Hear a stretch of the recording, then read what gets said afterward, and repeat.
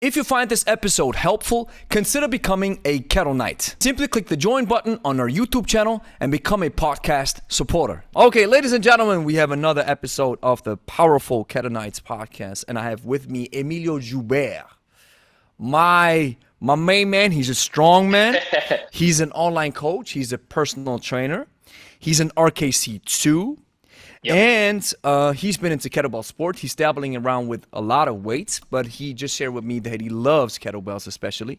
And the reason why we have a conversation right now is because I posted a CrossFit video. Let's put it like this. I posted a critique, a review of the CrossFit style technique that they had back when the games were on. Then Emilio did a story on Instagram, tagged me, and I liked the story. I liked the way how he was sharing his perspective. And so I said, you know what? Let's have a conversation on the podcast. So Emilio, welcome. Thank you, man. It's so exciting. Yeah, we were talking about it before we got on. Yeah. I've been watching you for a long time. So it's really cool to be one-on-one and actually talking with you. Awesome. Appreciate it, brother. Awesome.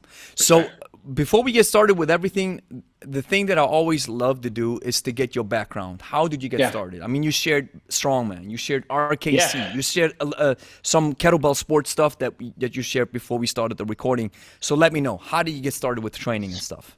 Yeah, so I guess it depends on how far back you want to go. Like if I start from essentially how I started when I was 15, I'm 26 now.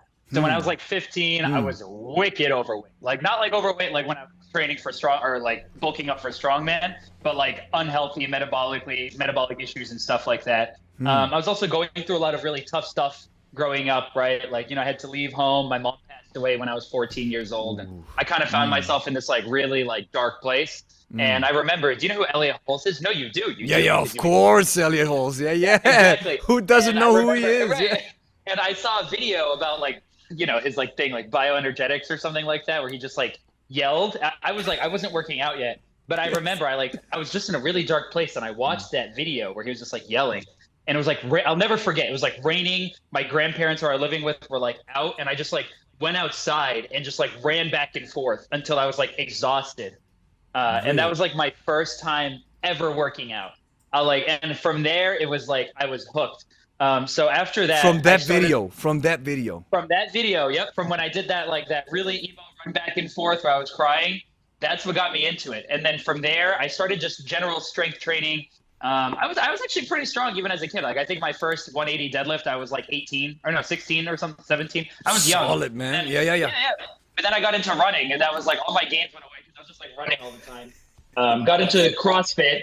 Tore my knee. Not from CrossFit, though. Not from CrossFit. I didn't tear my knee from CrossFit. Okay. I jumped on my friend, and he threw me off. Totally quit working out. I stopped after I tore my knee and got the knee surgery. Also, COVID started. And then, it's funny. Before COVID started, I had actually purchased a pair of 32-kilogram kettlebells. Those were the only things that I had. And I remember sort of being well, I might as well do something. So just living in Los Angeles, that's where I was at the time. I started just doing 100 swings for time. Not Simple and Sinister type stuff. Just I would put on music and I'd be let me break my record today. Let me break my record. And then I kind of caught the kettlebell bug. From there, my girlfriend was oh, dude, you're using these kettlebells all the time. And I was getting pretty good with them. So she bought me the RKC1. And yeah, I know, a big deal. And so from there, I've become a full-time coach. I have been reinvigorating people to get into fitness, especially those who have been injured. Because essentially I went from not moving at all to becoming a relatively decent athlete in a sport. So that's kind of, I gave you the long version of the answer, but I figure, it's good to start off that way. Awesome. So from 15 to now, I've been working out 11 years now. So pretty cool. Wow. That's solid. That's solid, man. You know what I find interesting about your story is that this one particular video can generate so much energy that you start to change your life completely. That's something that makes a huge impact for me, who is doing YouTube. I don't consider myself a YouTuber. I consider myself a coach who uses YouTube as a platform. But sometimes you just get that description because I upload so much stuff. And of course, I'll also make money off of it. But here's the gist, man. I think it's safe to say that we sometimes, as YouTubers or as folks who upload videos on YouTube, that we underestimate the power that a video can have. Yes. I think that's online. I think that's like especially true. Like, and that's why if you see my Instagram a little bit, like I kind of go hard against a lot of misinformation and stuff like that when it comes to fitness, because when your job is making money off of fitness content, it's really. By the way, can I swear? Is that okay? I swear a lot. Yeah, keep going. Okay, so thank you. It's really easy to just like bullshit and make stuff up because you're just trying to get on the content mill and make up random pieces of content. But I think a lot of online coaches, especially more beginner ones, don't really realize how damaging it can be to hear a wrong piece of information, right? Certain things, like I've seen you post a lot about like the bent arms on the swing, right? Where it's like you'll have a lot of people have bad technique because for whatever reason they don't have the right leverages to go all the way out, and they want to bend their elbows. Do you know what I'm talking about? And then they'll start hating the kettlebell swing, right? Because they've heard online that it's not okay to bend your elbows, but everything in their body is telling them to bend their elbows. So you potentially just took somebody who could have gotten into kettlebell training, loved it, found a passion, and because of the video that you put out, because you need to put something on the content mill, now all of a sudden everybody or somebody doesn't want to do it. Do you get what I'm saying? So that's kind of why I really appreciate good information being put out and why I try to hit against when it's not good information. Wow, I think you're sharing a valuable point, but I'm guilty of what you just shared because when I because that's just the life of becoming a content creator, right? And finding your niche and finding your voice, and then you do all types of stuff. Yeah. And one thing, and let's just stick with the spent arm thing, because a lot of people always really make it clear that if you start bending your arms, you are T-Rexing it, right? Right. So funny thing is, and I think that's something that you only experience when you swing very heavy weights.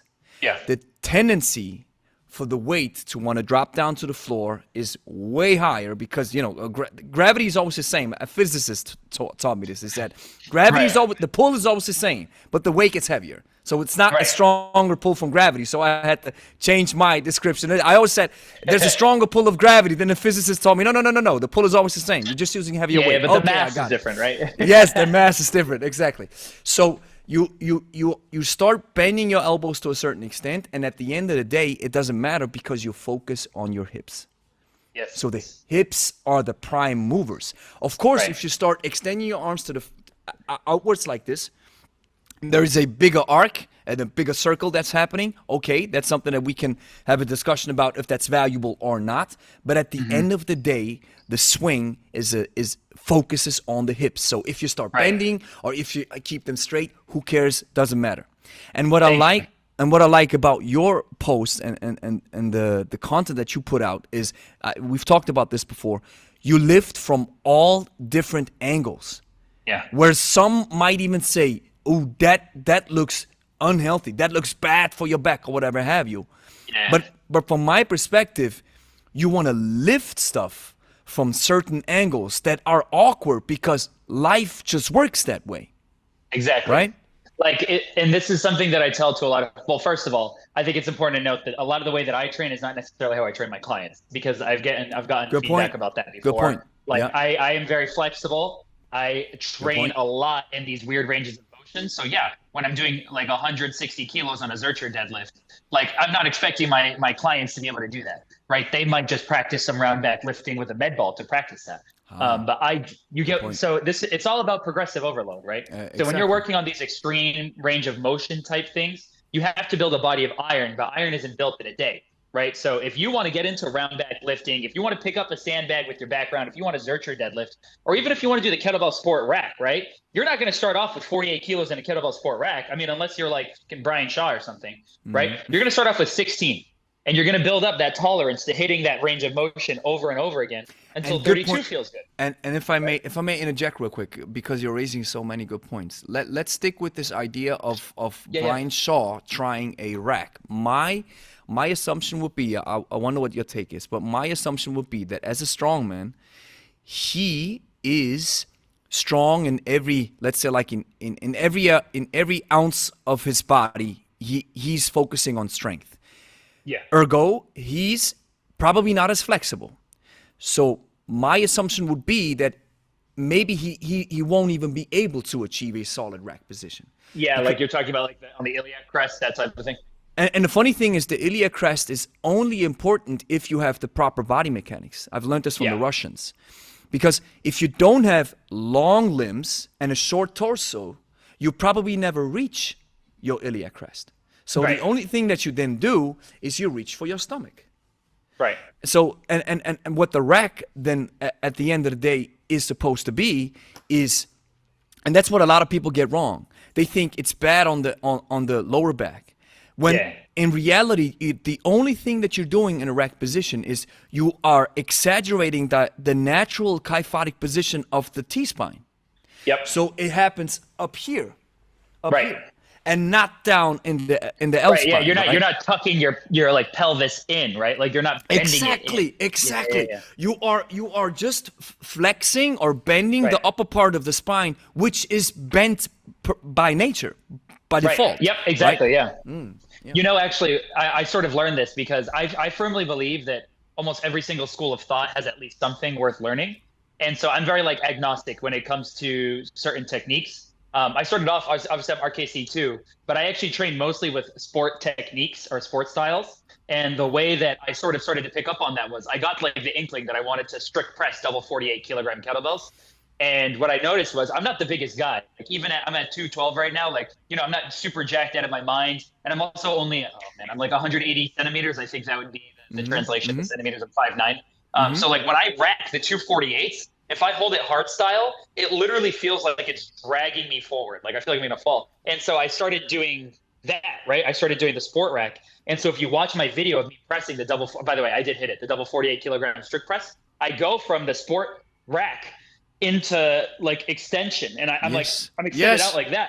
And then I hit it, right? And so like when people say things like, oh, you know, especially hard style lords, I don't know what else to call them, are like, oh, you know, like sport. Yeah. I don't know what else to call it. Sorry. I can say it. I'm an RKC too. Okay.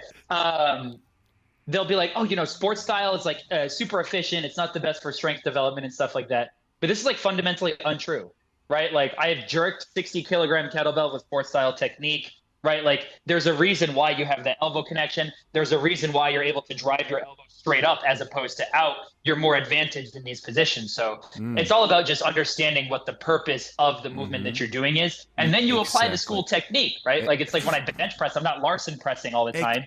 That's what hard style is. It's like always Larson pressing, right? If I want to be disadvantaged, I'll do that. But if I want to be advantaged, I'm going to be here. You're dropping so many truth bombs, and it's hard for me to keep up, man. I'm trying. The caffeine's hitting me. I love this. You share. It is what it is, and what you are saying, I encapsulate this school of thought that you're having with one sentence. It is not about the style. It's all about intent. Exactly. That's what matters. 100%. That's what matters. That's what matters. And here's another school of thought.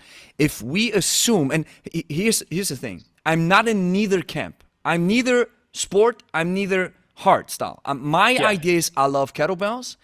I believe if you start using the ballistics with kettlebells, we are emulating the barbell world or weightlifting, because they say back in the day when the kettlebell was getting more popular in Russia, they say that the kettlebell is a poor man's barbell. Right. So what they were doing is, or what these guys were doing back when you follow the history, they were creating these lifts, and then weightlifting got big, and so the kettlebell folks used a different training modality than the barbell, but did the same movements. So it is, if we say that a jerk or a sport rack, or whatever you want to call it, or a clean and press, or a snatch with the sport technique, whatever you want to say. If you think it doesn't develop strength, you can say, it would be, the equivalent would be to say, the weightlifters do not develop strength because they use the most efficient bar path, right? Right, no, exactly. That's literally exactly what it is. This is the thing that drives me crazy. Like when I have these, and the thing is, it's mostly online, these discussions, right? Yeah, like most your definitely. clients don't really know about this, right? Most definitely. An online like intercoach thing, but like it drives me crazy when people act like holding it here versus holding it here is going to build more strength, because I also don't know what that means. I don't know what it means to have more strength in this position. Yeah, if you train in this position, you will have more strength here. If you train here, you'll have more strength here. But at the end of the day, as you said, it comes down to intent. right? I compete in strongman. I do Brazilian jiu-jitsu on the side a little bit. So maintaining this like super rigid upright position isn't actually in a lot of benefit for me, because when you do things, let me see if I can make it work. Like when you do Mm-hmm. things like the log press, right? Mm-hmm. You're not Mm-hmm. log pressing like this. You literally log press like you're an Yeah, yeah. extension. You drop, Yeah. right? You're extending the T-spine. Yeah. Right. Yeah, And it's exactly. like, so you have to pick your movements, because I don't always have access to, I don't always want to roll out to the gym and set up the log. Sometimes I'll emulate it with the kettlebell. And so you need to know, and I mean, I don't advise people do that, right? Where you're like in 100% extension, almost laying back. That's like a very, that took me a while to build up to, right? Most But, definitely. It's like you're saying, you have to be strong first, or you got to build the iron first, and then you Exactly. can venture out into different territories. But Right. it is this most important aspect to understand, that when you, for example, press heavy weights, you're always using your body's leverage. Your body moves around the weight. So of course you will move, and that's why I think having some sort of understanding from the biomechanical reality of the spine or of the hips, you don't have to go too deep, but just understanding that extending the spine and pushing yourself away from the weight to keep the weight alongside the middle of your center of mass. Of course you want to push yourself away, because you don't want, That's literally what you do. Yeah. yes, you don't want the weight out here, because then it's impossible for you to lift it. Right. But I here's, also don't think, I'm sorry, no, you yeah, go, keep you go. going. Yeah. Oh, I was going to say, I also don't think that there's a lot of studies about the dangers of extension, right? Yeah. Like I know that we've discussed flexion, and there's even camps that don't necessarily agree with like Stuart McGill and stuff. I'm not. Yeah, it's I fascinating. was an Italian major in college, right? Like I'm not going to weigh in on that. Okay, I train how I want to train. If I injure myself, I'm okay with that. But we don't have a lot of discussion about extension, which is a lot of kettlebell sport, right? So sorry, that's all I wanted to say. You can It's keep going. good point. And wow, you're raising very interesting points about Stu McGill. I just recently I started following a physiotherapist on Instagram, and I think his major stick is to always go against the grain to a certain extent. I don't want to Sure. yeah, I don't want to talk bad about it, but you know, you said it, the content mill, and then people expect something from you. you. Need to do it. Yeah. Then you need to do it, right? So and by the way, I learned this on YouTube. I learned this really fast. I was like, okay, do I want to do this type of content and then only please these folks, or do I want to, you know, because I think you can still stay close to your niche and then try different formats. But as soon as you start going down one rabbit hole and you get a lot of views, for example, drama. So you're a fitness drama YouTuber. Yeah. You can watch very, very famous YouTubers when they post material where they talk about technique and fitness and stuff, nobody watches it. But when they talk about other folks, boom, right? They get millions of views. Yeah, they get millions. Yeah. But That's true. No, you're right. I'm digressing. So I'm following this guy, and he's sharing exactly what you're saying about Stu McGill. Yeah. And he doesn't attack him directly, but he says, hey, the Jefferson curl, right? Yeah, I We think should I know who you're talking about. Right? We should stop. Yeah. We should stop telling everybody to hinge and have a straight back. Blah blah blah blah blah. Yeah. And Right. I get it to a certain extent that your spine is limited when it comes to movement. It is rather a column to stabilize your body, but you want to be strong. Maybe some people need to be strong in certain awkward positions, right? Of course, I get this. Mm-hmm. But I think at the same time, just because you show me some studies that say that flexion isn't a problem when you deadlift, I'll never start telling my clients, hey, just you can deadlift like the Hunchback of Notre Dame, Dude, right? yes, you don't do it. Exactly. Thank you. Yes, exactly. No, that's like, so like you have to, this is my perspective, right? You have to take time and understand why you are programming things for clients, right? So when I am working, like, okay, so for instance, I just trained, actually, she's a fan of yours. I just trained somebody, her name is Joanne, right? So shout out to you, Joanne. Yeah, she loves you. You got her started with kettlebells. She's extremely flexible. She's 64. She does yoga. She's extremely good at it. She moves excellently. Awesome. But she's currently dealing with some like osteoporosis type issues and things like that. So there are certain things in my warm up I like to practice. Like I said, relatively lightly loaded extension, flexion of the spine, nothing crazy, that's slightly progressed, right? But because for her, she's going through that is how do you say in English? I don't even remember it in any other language, but I'm trying to see if you would know it. It's like, contraindicated. Okay. Yeah. That's contraindicated for osteoporosis. So I skip that, right? Like you have to understand who it is that you're working for or working with. I have another client. His name's Carl. The dude is insane. He's Zercher squatted 500. The dude like lives in Wow. extension. Oh, sorry, 240 or 230, whatever that would be kilo. He's a monster, right? And he lives in flexion. It's like his favorite position. When I've worked with him to get him into extension on his back squats or anything, it hurts past a certain load, right? And so it's almost in the reverse, where I've been like, okay, I'm actually going to hurt you. I'm going to put you in pain if I force a philosophy on you, right? So I almost need to divorce myself from how I feel about training, and I need to meet him where he's at, right? And that was extremely hard for me because I was like, dude, I'm going to have you do light mornings, right? You're going to put it on your back. You're going to do this. And he was like, every single block we did that, he was like, I feel like shit, Emilio. Like my lower back hurts. I'm pumped. And he was like, when I allow myself to do minor flexion, not a lot, minor flexion, he's like, I feel amazing. See, you have to understand, and that's why you have the experience of a trainer. So this changes the whole paradigm. Because, like you mentioned, some folks who are only online just see their own perspective or their own experience. Maybe they even work with some clients, but here's the thing: you have to work with a broad range of people and understand where these people are coming from. I had this great conversation with Stu McGill when I had him on a podcast, and he said he was working. It was a great episode. So he said I had a world-class wood chopper in my in therapy. And he said he was extremely one-sided. Extremely, right? Of course, right? Because he's using his strongest side. So then he said, you would do this man a huge disservice if you would try to equalize him or balance him. Yes. Because his strength is in a completely different range that he needs for his sport. Right.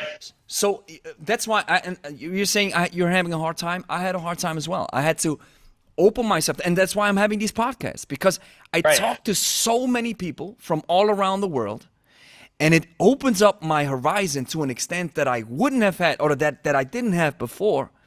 And now I understand that. And Sean Mosen shared this with me. Sean Mosen is shout out to Sean Mosen. He was the first guy who brought kettlebells to Canada. So he was in the 2000s, 99, the OG guys from the RKC days when Pavel was getting started with John LeCain. These OGs, right? We're now in their 50s and such.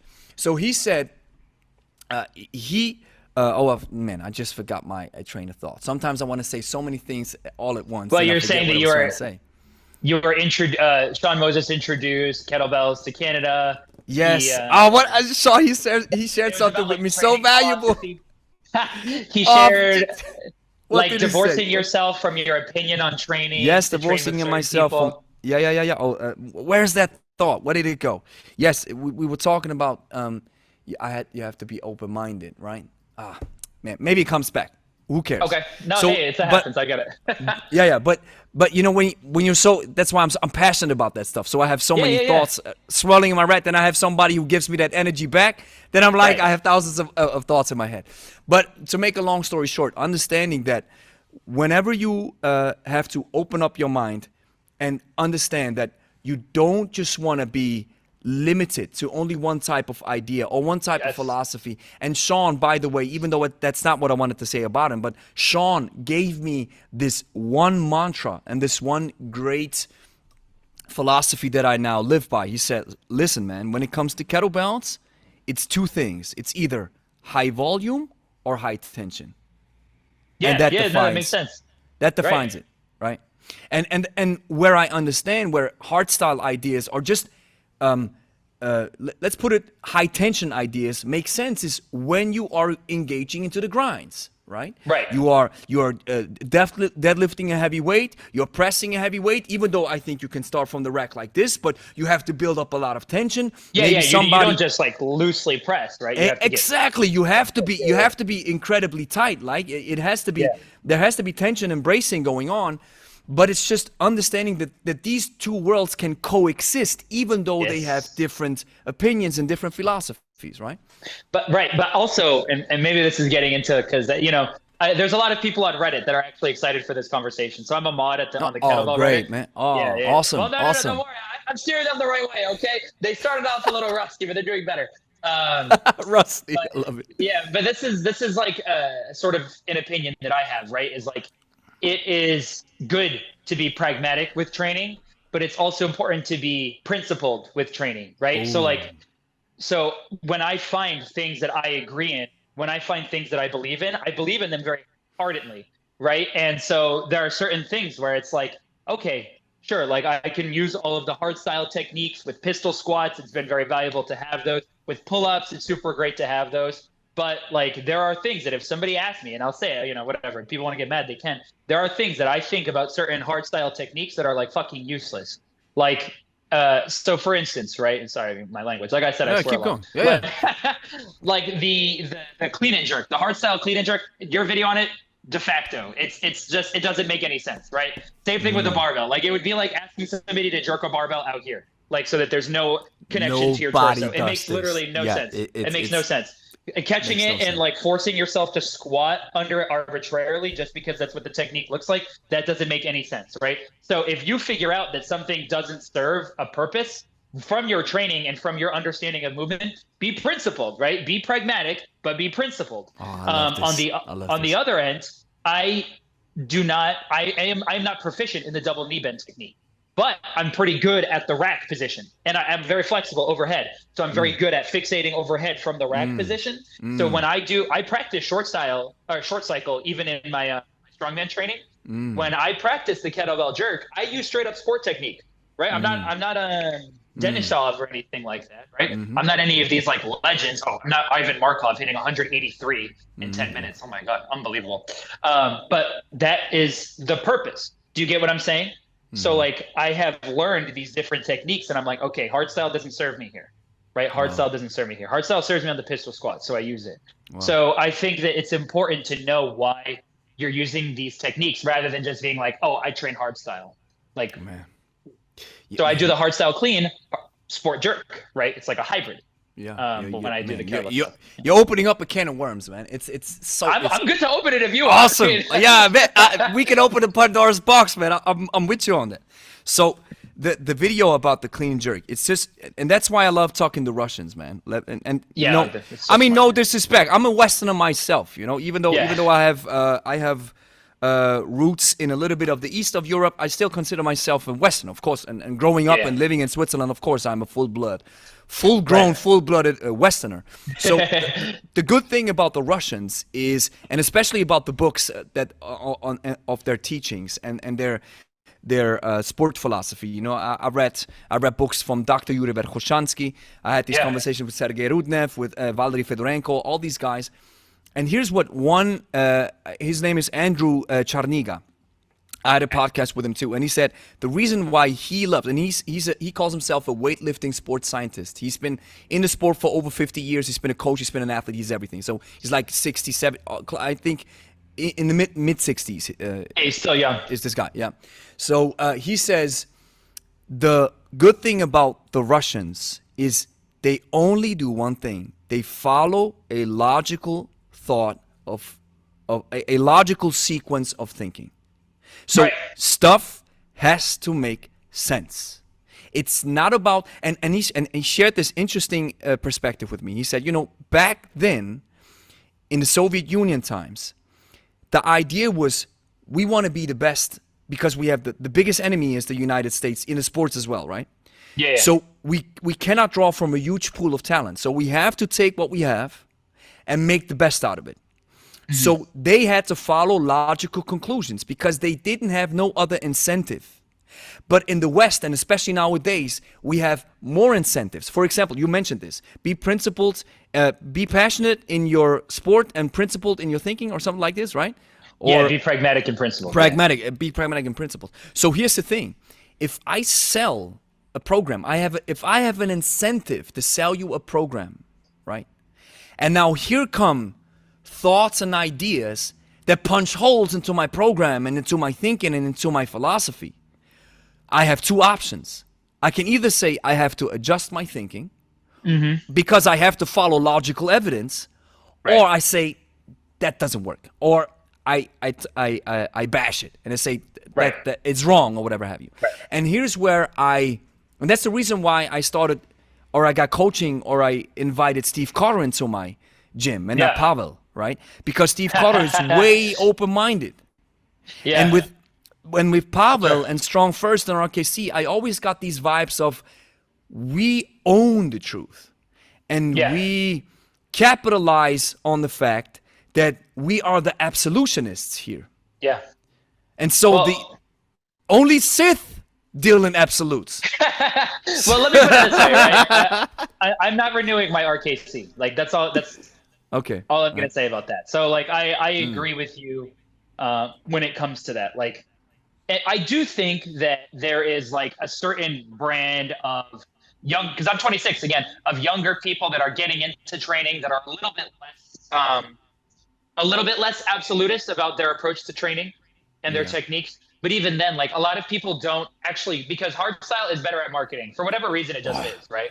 I don't know why. I don't know what it is. I don't know what business course Pavel attended, but he's very good at it. I can explain if you want to.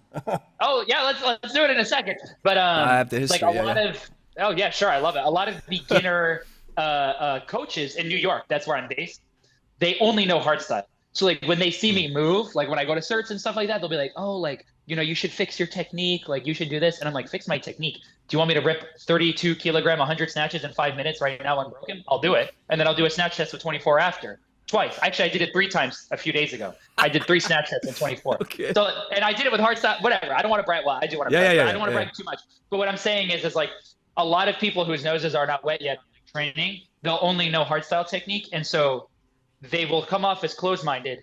But then when you start to expose them to things like a 32 kilogram snatch test, using some more sport style techniques with the drop down and letting your shoulder cave in, they're like, oh, wow, like, so you can get more out of that. And I find the younger people are a little bit more open when it comes to things like that. Does that make sense? Yeah, so it's like, when I've talked to some of the older, when I've talked to some of the older, especially, no offense, or well, some offense, SFGs, right? Like Strong First certified people. I'm like, Jesus, like, is it possible for us to just have like a human conversation? Like, I'm not talking to Pavel one-on-one. You can talk to me about your own personal training opinions. So you know what's man, you're right. Listen, here's the thing. I see a lot of perspectives, and one thing that I see from the conversations that I have with these people, I was fortunate enough to have a conversation with John Duquesne. So John Duquesne was the guy, right, behind RKC with Pavel. So one thing that really struck me, and that was, by the way, one of the reasons why I instantly became more confident, was that John Duquesne said, you know, one day when Pavel came up with the kettlebell, which he, of course, he spent time in Belarus, or I think he's not Russian. He's from Belarus, right? I'm pretty sure.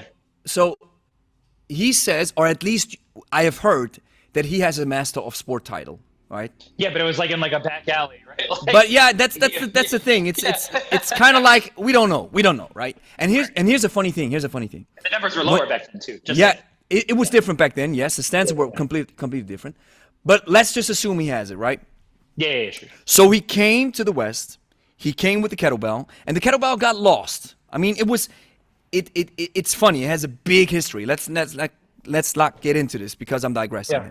So he came, he got connected with John Duquesne, and John said, and Pavel, he shared the story. He said, Pavel showed up to me.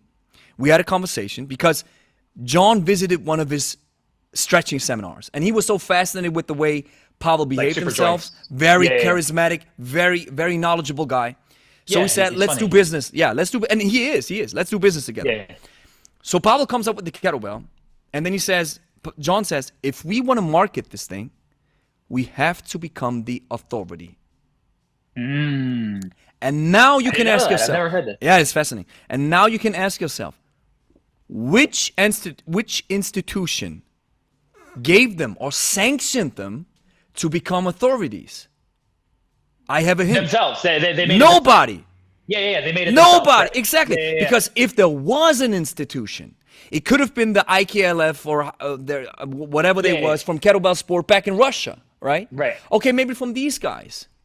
But they just decided, here's the thing, they decided, let's become the authority, and they decided, let's do certifications.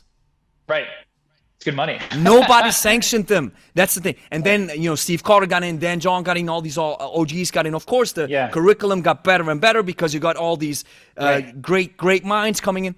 But here's the thing. They decided to become authorities. And the thing is, yeah. I was going to say, like, even if you watch those old videos, like when they were first starting to really put out content back in the day, like there are remnants of old school sport training in the kettlebell technique that Pavel is using. Good right? point. Like if you look at his old swing, he has a double knee bend. He's trying to figure out the hard style swing in the moment. So it looks a little like disjointed. Exactly. And he also does American swings, right? Everybody hates American swings. He has a video of him doing American swings. He doesn't call them that. He says just swing higher, but he still does them. His get up is like a squat get up, right? Where he just brings his feet together. And it just brings. Yeah, that wasn't until Mark Chain came. Turkish squat up or something like this, what I would call it. But here's the thing. Even with Pavel back then, they invited Valery Fedorenko. Yeah, from the AKF. Yes. Right, the AFK? Yeah, AFK. Yeah, the honored master of sport, a legend. And they invited him for a seminar. And John said, after the seminar, we realized we got to do our own thing. Wow. We okay. cannot. I love this stuff.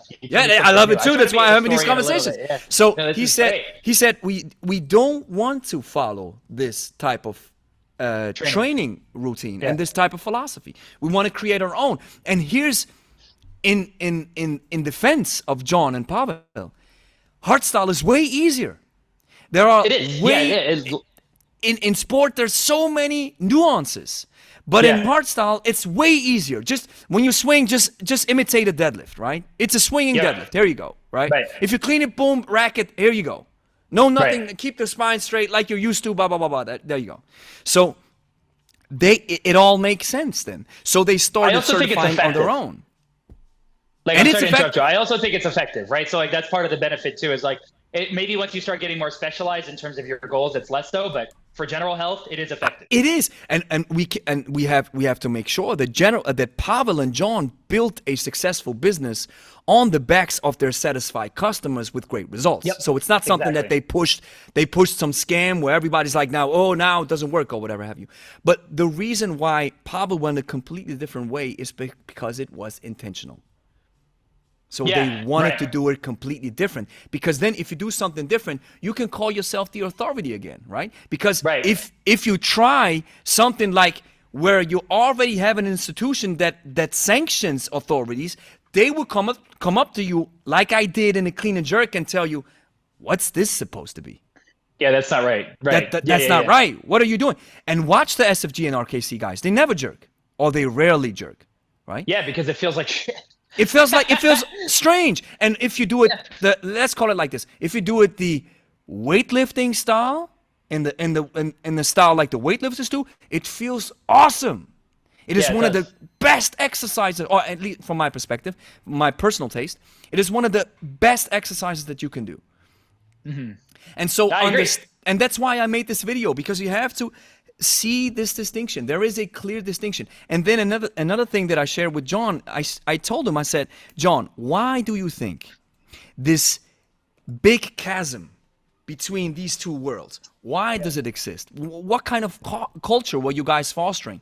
And he shared another with me. That. Yeah, that's a very good question. Of course, because I wanted to know. And the reason I don't ask in bad faith. I ask because I want to go. I know. I want to come closer to the truth, right? And sometimes and let me tell you, sometimes I ask people on the podcast, and they got offended. Oh. And I was like, oh, I'm sorry. I just want to get to the bottom of the truth. If this offends you, okay, I'm sorry, right? So John said, I said, why is it that this chasm exists and this culture of we own the truth? He said, I know why. When we did these certifications, they were like rituals. Yeah, they're weird. If you watch the old videos, well, have you seen like they'll have like people be like, we are strong first. Like community's community. Yeah, exactly. So you're not only fostering a community. He also said we also had a lot of ex-militaries.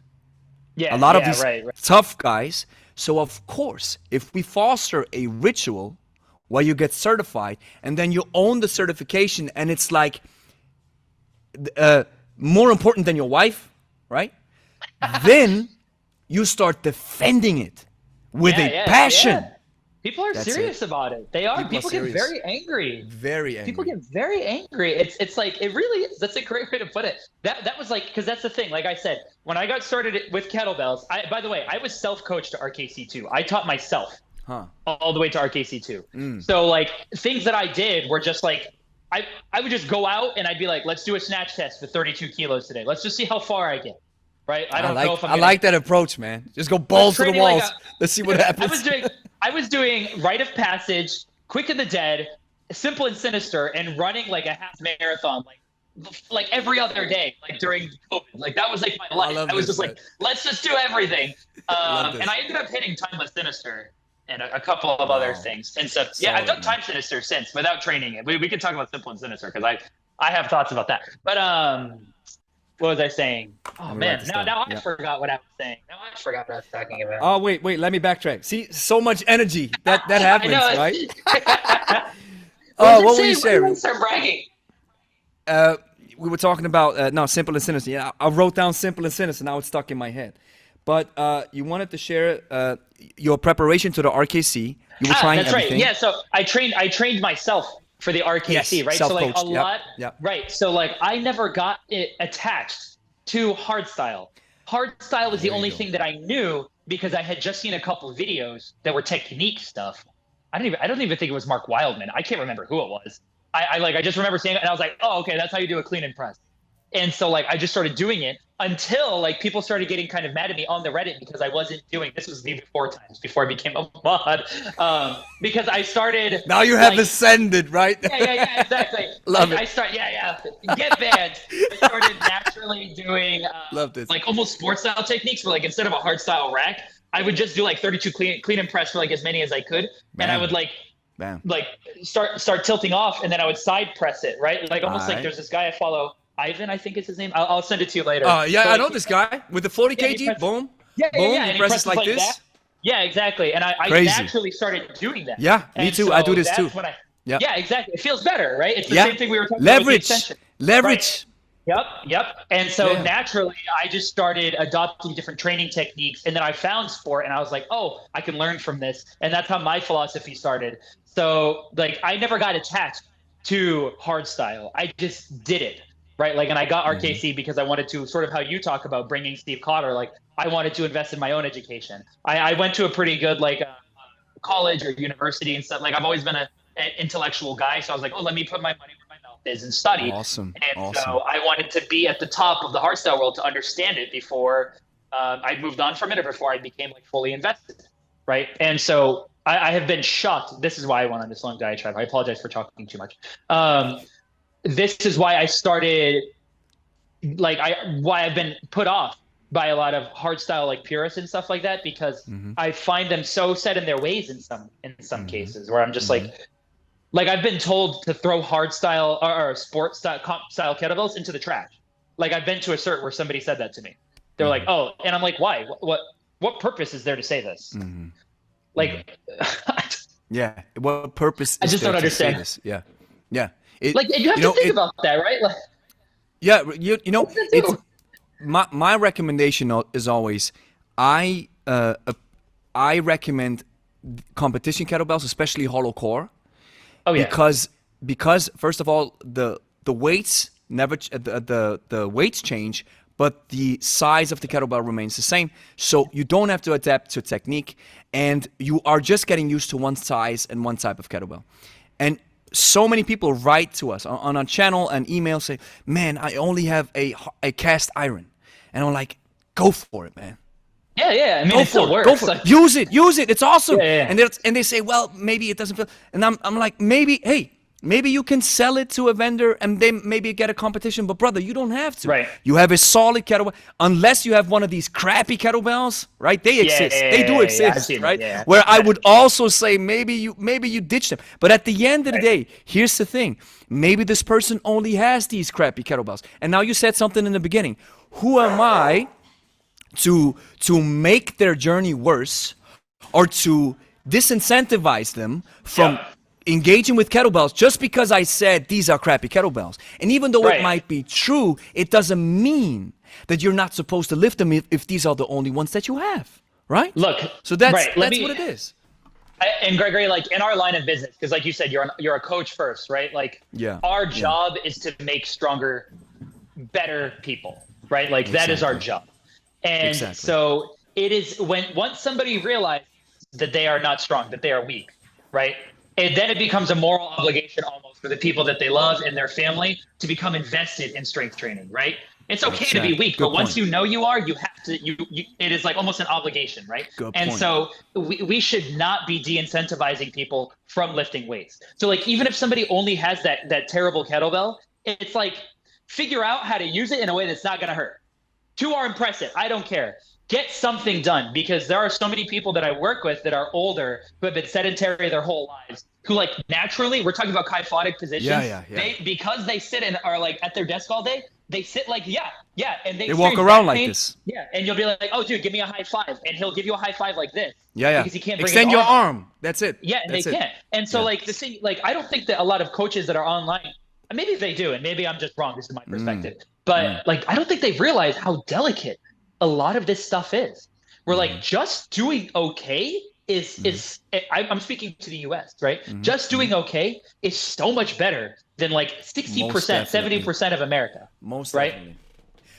But here's the big but. I mean, I fully agree. But here's the thing, and I also have to be careful to not jump into this, or not to jump on the bandwagon too much, because okay is fine, most definitely. Use a crappy kettlebell, use what you have, most definitely. You enjoyed Zumba classes, do them. You're losing weight, awesome. Do it by all means. But here's the thing. What type of videos do people watch on YouTube? A video where it's titled, hey, if you're average, it's all good, doesn't matter, just use what you have. Or if you say, this is the worst exercise ever, stop doing it. Right. People are going to watch the second one. That's what it is. Always. And I know I have been accused by Redditors, for example, who said, I love this, and I actually love this. I am a clickbait merchant. Man, I love this. I have seen that comment thread. A clickbait. I was like, that's a great way to put it. A clickbait merchant? I love it. Yeah, that was on your video about the hardstyle cleaning. Yeah. But here's my perspective, and a big YouTuber shared this. He said, this is not clickbait, it's legit bait. Okay. You have to bait in people to watch your stuff. Yeah. But then you also deliver on what you're saying. So, but here's the thing. We are always as creators. That's it. The system incentivizes us to say the 5 best exercises. This is the worst thing that you can do. Never do this, because people watch that stuff. Yes. So we are incentivized to do it. So that's and here, see, I'm trying to, from my perspective, I'm walking a tightrope between my credentials as a coach, and I know what it is in reality, right? Because in reality, when you work with people one-on-one, it is always an individual question. Always. There is no best, there is no worst. It's always individual. Yep. But here's another thing, and that you've heard this too in the fitness space. Everybody says it depends. Yep. And while this is true, if we would only abide by this rule, we shouldn't write books anymore. Because with books, we are giving, right? We're giving solid recommendations. And then you can say, but this doesn't apply to me. Yeah, because everybody's different. Well, what's the point of writing a book then, right? Be pragmatic, but be principled. That's what I'm saying. Be pragmatic, but be principled. Exactly. Hi, Moni. The one thing I will say, so like I have also, because like I said, I've been consuming your content for a long time. There have been videos of yours, like just straight up speaking, that I'm like, I don't agree, right? But like I also don't take it as a moral failing on your end, right? Or like I also understand that a lot of the time you make, I think a good one is when you made the Brian Shaw swing video, right? Yeah, Brian Shaw. I was like, I think there's context, and I actually commented. I don't know if you remember. I commented. I saw that. I saw that. I was like, with the Gregory, cactus. I was like, I think you don't understand that there's actually an under that you do that he's training for. But what was I going to say? Like, and here's the thing. Keep that thought, Emilio. Please keep it. I just want to interject with the Brian Shaw thing. And here's what I said in response. I said, because I know the cactus exercise, but if Brian Shaw was using the kettlebell swing for a sport-specific exercise to aid in his calf toss, which is debatable if there is application, then I say, okay, I'm good. I stand corrected. But I am assuming that he was just doing a regular swing, right? Right. And he could have been. He could have been. And he could have been. And he's so really strong. The guy's so strong that he can muscle a 68, a 92, whatever have you, because he's so strong. But then we are missing the point. But keep going with. No, I get what you're saying. Yep. But the thing that I was going to say is, and this is something that a lot of Redditors, especially, or like a lot of people that are online don't necessarily understand, is like, this is your job. This is how you pay bills. This is how I pay bills, right? So like, when the algorithm is pushing us or pushing you in a certain direction, you are incentivized in order to continue living your life as you like it. I hope that you're living a good life, by the way. And in order to keep living your life as you need to sort of feed into the algorithm a little bit. So yeah, you're going to post a video that says never flex your spine. And then in the video, you might have a more nuanced take. The thing is, people, the term in the US and the New York is called head ass, right? People are so head ass and like they're like annoying about wanting to be head ass. Oh, head ass. Like okay, head and ass. Yeah. Okay. Yeah, exactly. Okay. They're so head ass about wanting to be right that they end up coming off as a jerk, right? Where it's like, oh, how could Gregory say never round your spine? Here's an example of Brian Shaw picking up a sandbag. Look at his spine being round. Okay, good job. Gregory literally knows that. But what you don't understand is like, this is like, okay, go find your YouTuber that only says those takes. Never around that says it's okay to round your spine sometimes, depending on the context. If it is the proper day of the month and you are at the right time of the day, and it's actually and you just ate, right? Like as a title. Yeah, exactly. As a YouTube title. Exactly. So like I have a lot of empathy for it, and I think that it's like a social media issue in general, right? Yeah. And it's like that's not on you to solve. Like you're not like social media's hero. You are saving people in real life, being a fitness coach, right? You are not a social media hero. So it's not your job to make sure you're 100% right about everything. Once again, it's an okay thing. It is your job to make sure that the information you feel confident about. Anybody else who follows up, right? So that's my perspective on it. That's how I feel about it. And you're 100% right. See, here's the thing. I used to think, a couple of weeks ago, I watched a video from a YouTube specialist, from a guy who works at YouTube. I think he's responsible for the algorithm. And he said something that really made a lot of sense. He said, stop thinking in terms of algorithm and start thinking in terms of audience. Yeah. Yep. So it's not the algorithm that favors your video. It's the audience. Yeah. So your people click on that stuff. So of course you are incentivized to serve your tribe or your community because they like it. That's how it works. That's how it works. And you have to, and it's that fine balance, walking a fine line, understanding, okay, I'm not going to put my reputation on the line and act like V-Shred, right? That's something, right? Because he's like a paid actor, right? Like I don't think he actually believes the things that he says. I'm pretty sure he's like paid. It's a good point. That's a good point. I think he's just the face of it. But independent of this, the fact remains that I want to be respected from, especially people who know a little more, who are, I consider it, and I don't mean it in a derogatory term, but who are at the top of the pyramid, who are not at the bottom where everybody says something different, but they are up here, right? We have this conversation. We understand the nuance. Nuance is the big word, right, about fitness and kettlebells and everything.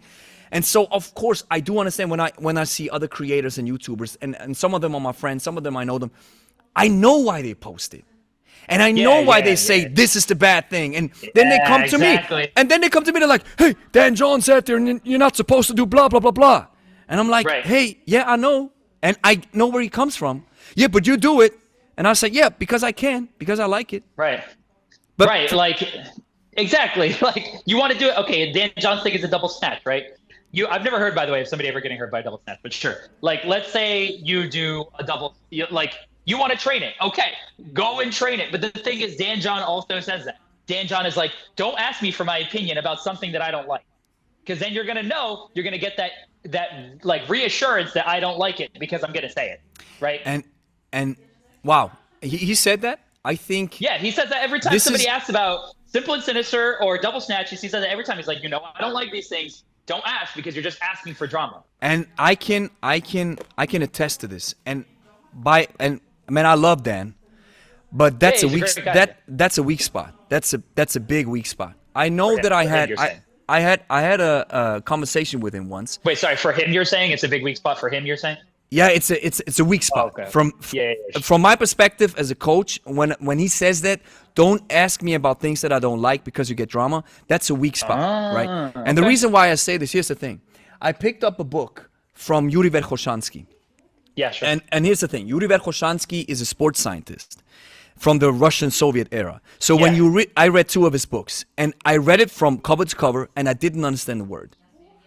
Really, really, it is so mind blowing what he Yeah. says in his book. Like, it is important.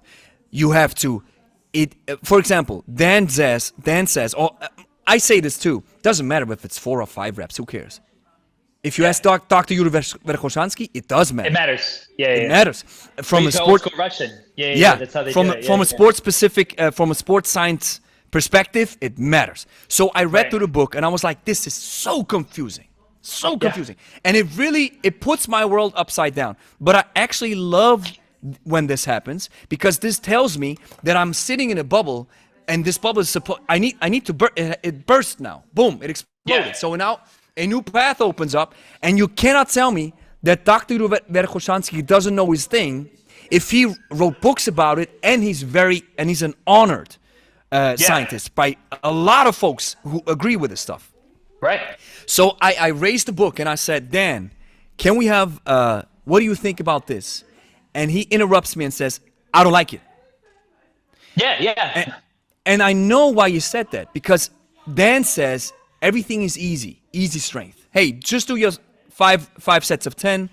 Just do Yeah. your jerks. Just do your hill sprints. Just do your prowler pushes. And I agree, but there is a world outside of normal people when it comes to athletes, specialties, sports science, sports-specific exercises. Then it matters most definitely. And then we cannot use easy. You cannot apply easy. For example, I've had a conversation with Dr. Michael Yesses. Michael Yesses translated Dr. Yuri Verkhoshansky's work into English. And he said, for example, you'll never find one sprinter or one NFL athlete or one basketball player who couldn't improve his running technique. And I told him, I said, but these are professionals. I mean, just let them do their running. I mean, they get better once they do it, right? You get exposed to it, you improve, Yeah. right? He says, wrong. Wrong. I can tell you from a biomechanical perspective, if you're running Inefficient. Yeah. in an efficient pattern, yes or no. Yeah. Right.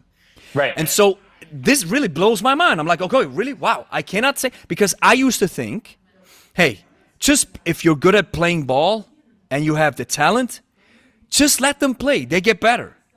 But Yeah. here's the thing. A Russian sports scientist and a biomechanist would say, no. We can This is improve wrong. we can improve in these areas. Yeah, yeah. And so Dan said, no, I don't like it. I don't want to talk about it. And this, I was like, again, I was a little bit off guard. I was like, why don't you want to talk about it? Because this is interesting stuff. Right. It maybe goes against what I know and what you know, but why not talk about it? I mean, I don't want to like postulate upon like how somebody feels like who's not here, but like at the same time, he does also work with a ton of athletes that are pretty successful as far as I know. And so like, I can imagine that you kind of get to a point like in the fitness space, or honestly in any space. Like I'm a big gamer, and there's a lot of times where people be like, oh, this build is better for this thing. I'm like, well, I like this build and I'm pretty good at it. I'm actually really good at it, so I'm just not going to change, right? And so, like, I think that there is something to be said. We were talking about good enough earlier. I think there is something to be said sometimes about coaches that are, like, principled, right? Where he's like, I don't like it. I'm not going to do it. He's also, like, older. He's, like, 65 or something like that. Yeah. And he's like, Yeah. I've trained my clients. I've trained my people. People hire Yeah. me for what it is. And Yeah. so, like, Agree. I'm not saying I necessarily agree, but I'm Agree. saying I can understand that perspective. Me At too, least to an me too. extent. At least to an extent. Me too. Yeah, yeah. And here's another perspective that I want to share. It is always Russia versus the United States. Always. Yeah, it seems that way. and it seems that Americans especially are pretty, or not everybody of course, because look at one of the biggest proponents of Russian sports literature. Do you know who that is? Well, Pavel, but he's not a. I No, guess. not Pavel. I'm cautioned to say this, but he's way above Pavel. Give me a sec. Let me think it through. So you said Take your they're guess. above Pavel. There's no Way way. more. Way He's not a big fan of 5x5s, is he? No, not Mark Ripito from Okay, Starting it's not Strength. No, no, Ripito. no. It's not No. Ripito. Okay, then you got me. Who is it? Let me give you another hint. He just recently died, unfortunately. Oh, West Side Conjugate. Oh my Louis God. Simmons. Louis Thank Simmons. you so much, Louis Simmons. That's how Louis I Simmons. train. I train Conjugate. See? West Side Barbell. And look at Yeah. the guy he produced. And Yeah. read his literature, listen to his podcast, listen to what he says. He mentions the name Verkhoshansky so many times. Right. So he follows these ideas. And he says one thing that the Russians say too. He says the reason why we don't have better athletes in that regard is because we don't have good coaches. Louis Simmons says this. The Russians say this too, right? Interesting. So I'm not, and here's the thing.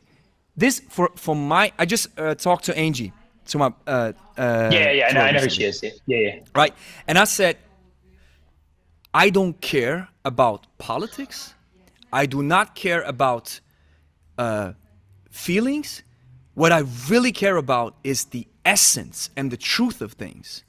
So this is what I want to I want to learn. So if something goes against my arguments and my philosophy, and it makes sense, I have to adjust. I don't care whether this comes from the Chinese, it comes from the Americans, it comes from the I don't know, the Canadians or whatever. I don't care, Sure, because yeah.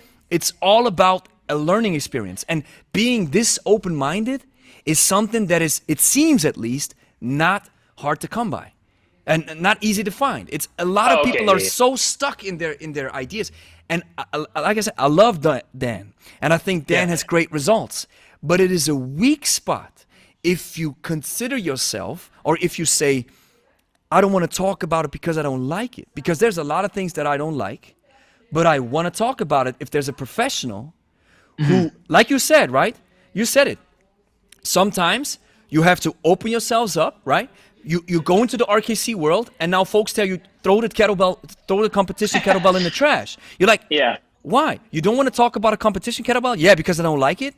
Well, this doesn't make sense, man.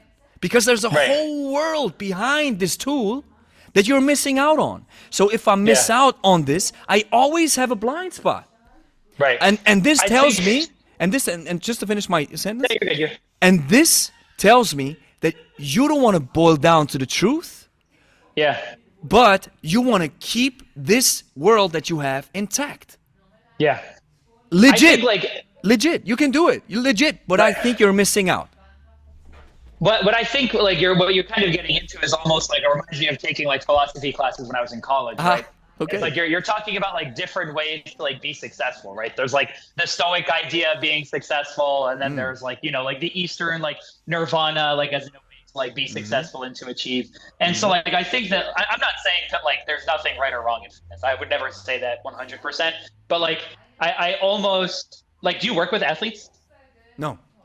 You don't, right? But like Dan does, right? So like we can postulate on whether or not Dan is right or wrong about this. But at the end of the day, like he works directly with that base, and then we work primarily with general population people, right? So like to an extent, we don't have that knowledge, right? So I totally. But here's the thing, brother. Sure. I don't need that knowledge. I listen to, for example, Louis Simmons, who produced more champions than, right? I listen to what happened back when the Soviet Union was winning against the United States. Yeah, when they were destroying us in Olympic. Here's the reason why. Why was it? I don't. If it was the the United States, okay. And here's the thing: a lot of people will say steroids, but that was not the case. Right. If you talk to these guys, it's not the case. And so here's for example, Dr. Michael Yesses. Oh, sure. Right? Okay. And Andrew Charniga, the guy, and they know each other. These guys know each other. I had them on the podcast. And the problem is they live in obscurity. That's the problem. They're not out there, and they don't have a platform. That's why I don't hear them.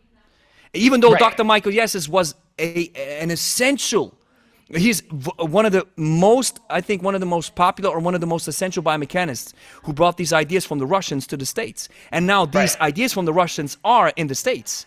And athletes train accordingly. And of course, I'm not saying that Dan doesn't have success. And he does. And he's awesome. But even if it wasn't Dan, if it was somebody else, like the hardstyle guys, the RKC guys, or even some sport guys who think, man, I don't want to listen to it because I don't like it. I think, from my personal perspective, this is a weak spot. Or let's call it like this, a blind spot. I get what you're saying. Yeah, I get what you're saying. It's like, but you're almost like an intentional one. Like you're saying, like, I don't care. I'm not going to listen to it. That's a good one. That's a good one. It's intentional. You intentionally don't want to listen to it. And this, and to me, this means, okay, you have your feelings attached to this idea, or you have a feeling, you have some bad feelings attached to this other idea. That's why you don't want to listen to it. And hey, you have your full right to do it. Do it, brother. I mean, you do it. But from my perspective, I want to be open-minded and listen to everything and everybody. Right. Because then, like Bruce Lee does it, like listen to everything, discard what doesn't work, and use what works. Right. I would say, and I'm thinking through, like, postulating my response to this. Yeah, keep going. I would say, like, to an extent, I actually do understand intentionally closing your mind off to different ideas, right? Because it's like, I studied language in college, right? I studied Italian. I speak Spanish. I did a little bit of Portuguese. And those are all related languages, right? They're all Latin languages. Even though Portuguese sounds completely different than Spanish, man. Yeah, it does. But it's like, people get mad when I say it's a dialect, but it's pretty similar. It's pretty close. I didn't choose to study Japanese. I didn't choose to study Russian. That has a totally different language system, right? To an extent, I intentionally closed myself off to those languages for success in college. Do you get what I'm saying?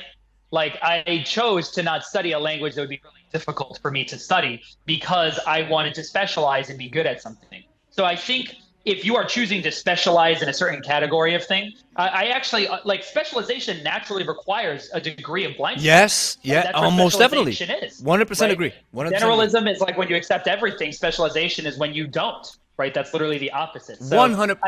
And I'm not trying to, like, play defense for Dan. Like, I'm no. We're just having a conversation.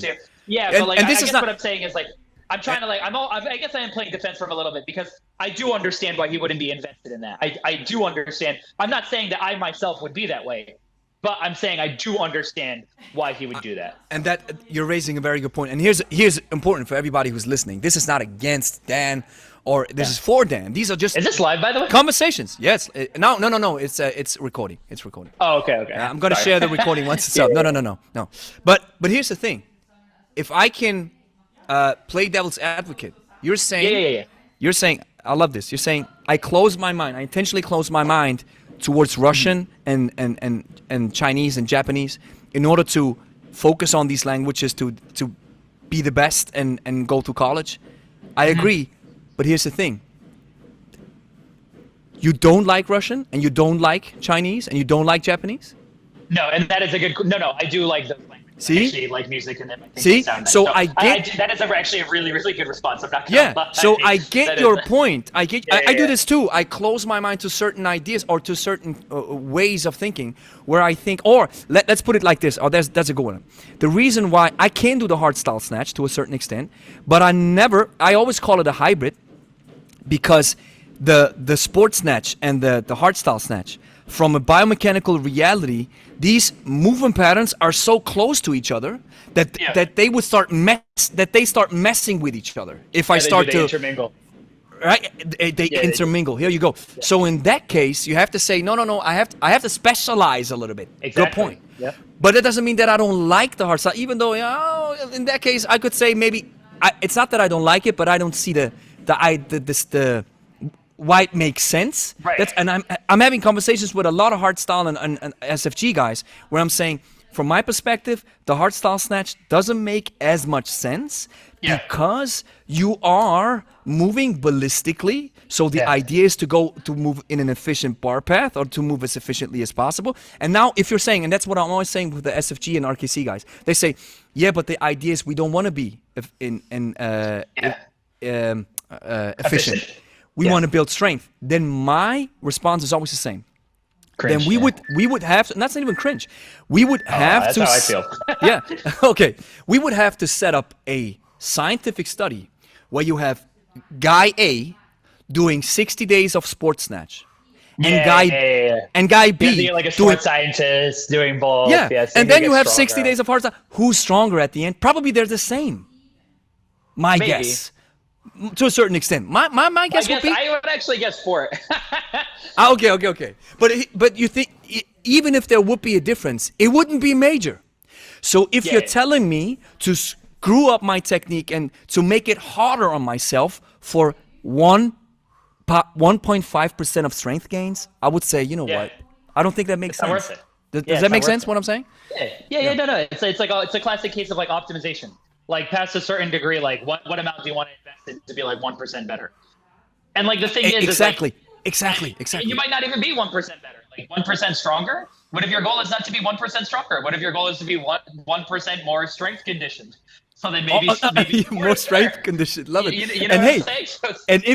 and if you can provide me with some evidence that this works, I'm 100% for it. I'm like, awesome. Now finally we have knowledge that this type of movement pattern makes sense in that regard because it's not much, but at least it's 1%. Right. Awesome. Right. Here's the difference. Right. Finally, I found the difference, and that's why I'm doing this. I always follow the truth, or I want to find out everything about this tool. I love kettlebells so much, right. So I really dig my heels in, right? So I go into this rabbit hole, and my only objective is to learn as much as I can about it. Yep. That's it. And brother, hey man, Yep. Keep going. You go. Oh no, and I was gonna say this all brings me to like our initial discussion. Like, and that's sort of what I was talking about in the stories where I was posting about the CrossFitters. And here we go. I just wanted to say, man, I just wanted to say we got to go into the CrossFitters.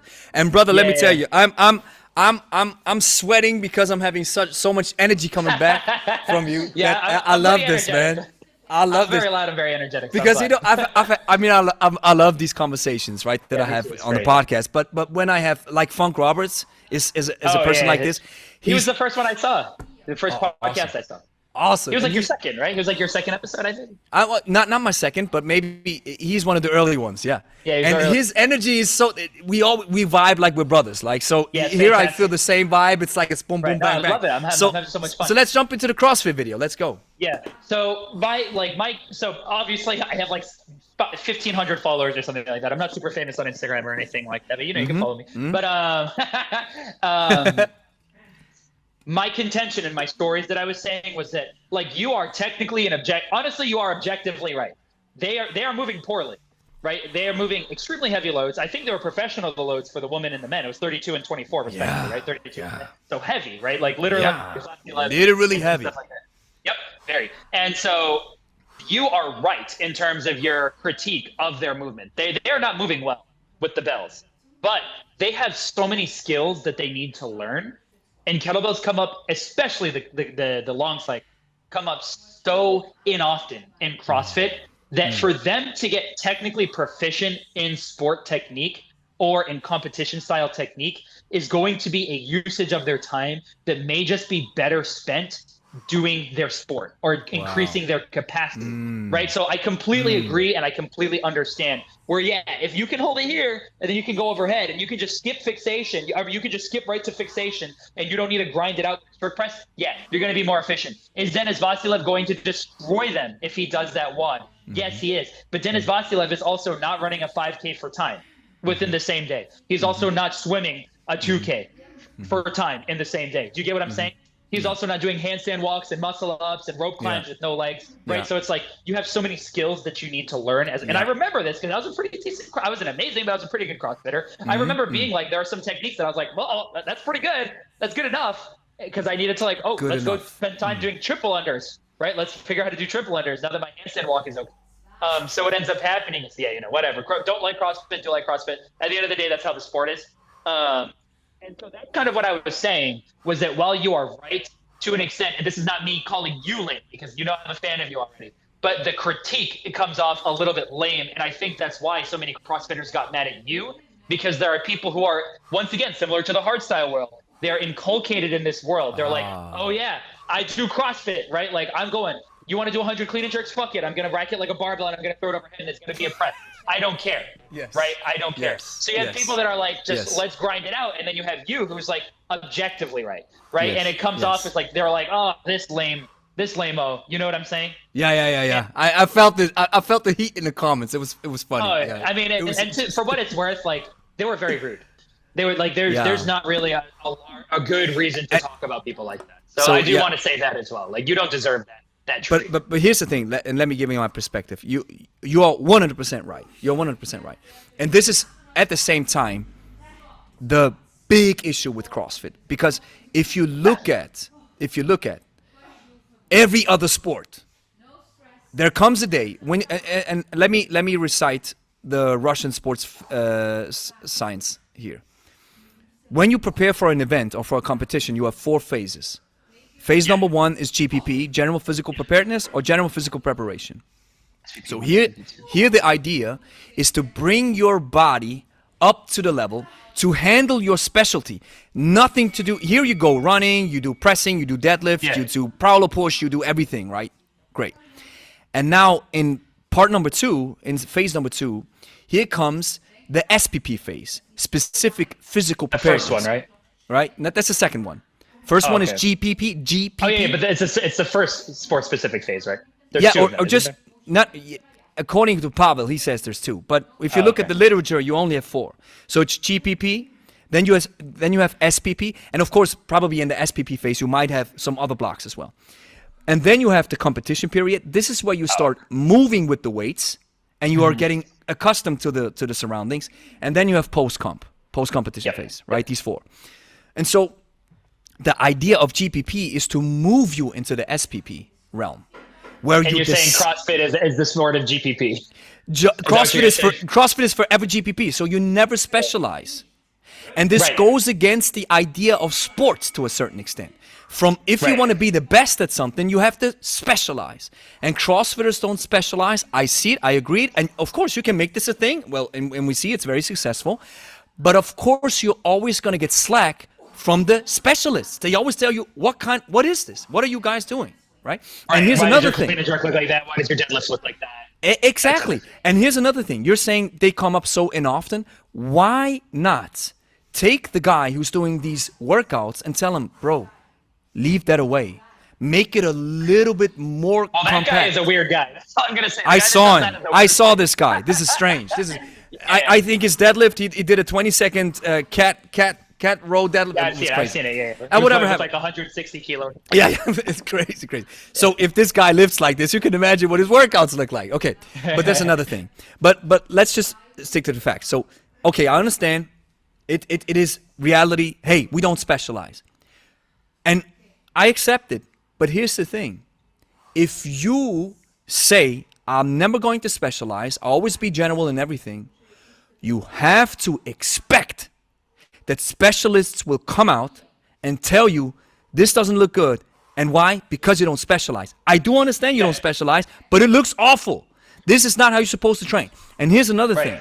And here's another thing. About the comments, I mean, the rudeness is one thing. I'm used to it on YouTube to a certain extent, even though now that... YouTube is very rude. Very rude. Very rude. But I see now that the channel is getting larger, the community is getting bigger. Now these bad comments, they happen, but they're not as often. So... Yeah. On Instagram, when this happened, and here's where I took it personally. I only took it personally when it came from a coach. Because I expect professionalism. A teacher to understand the nuance and to not act like a child in a comment section, be very rude.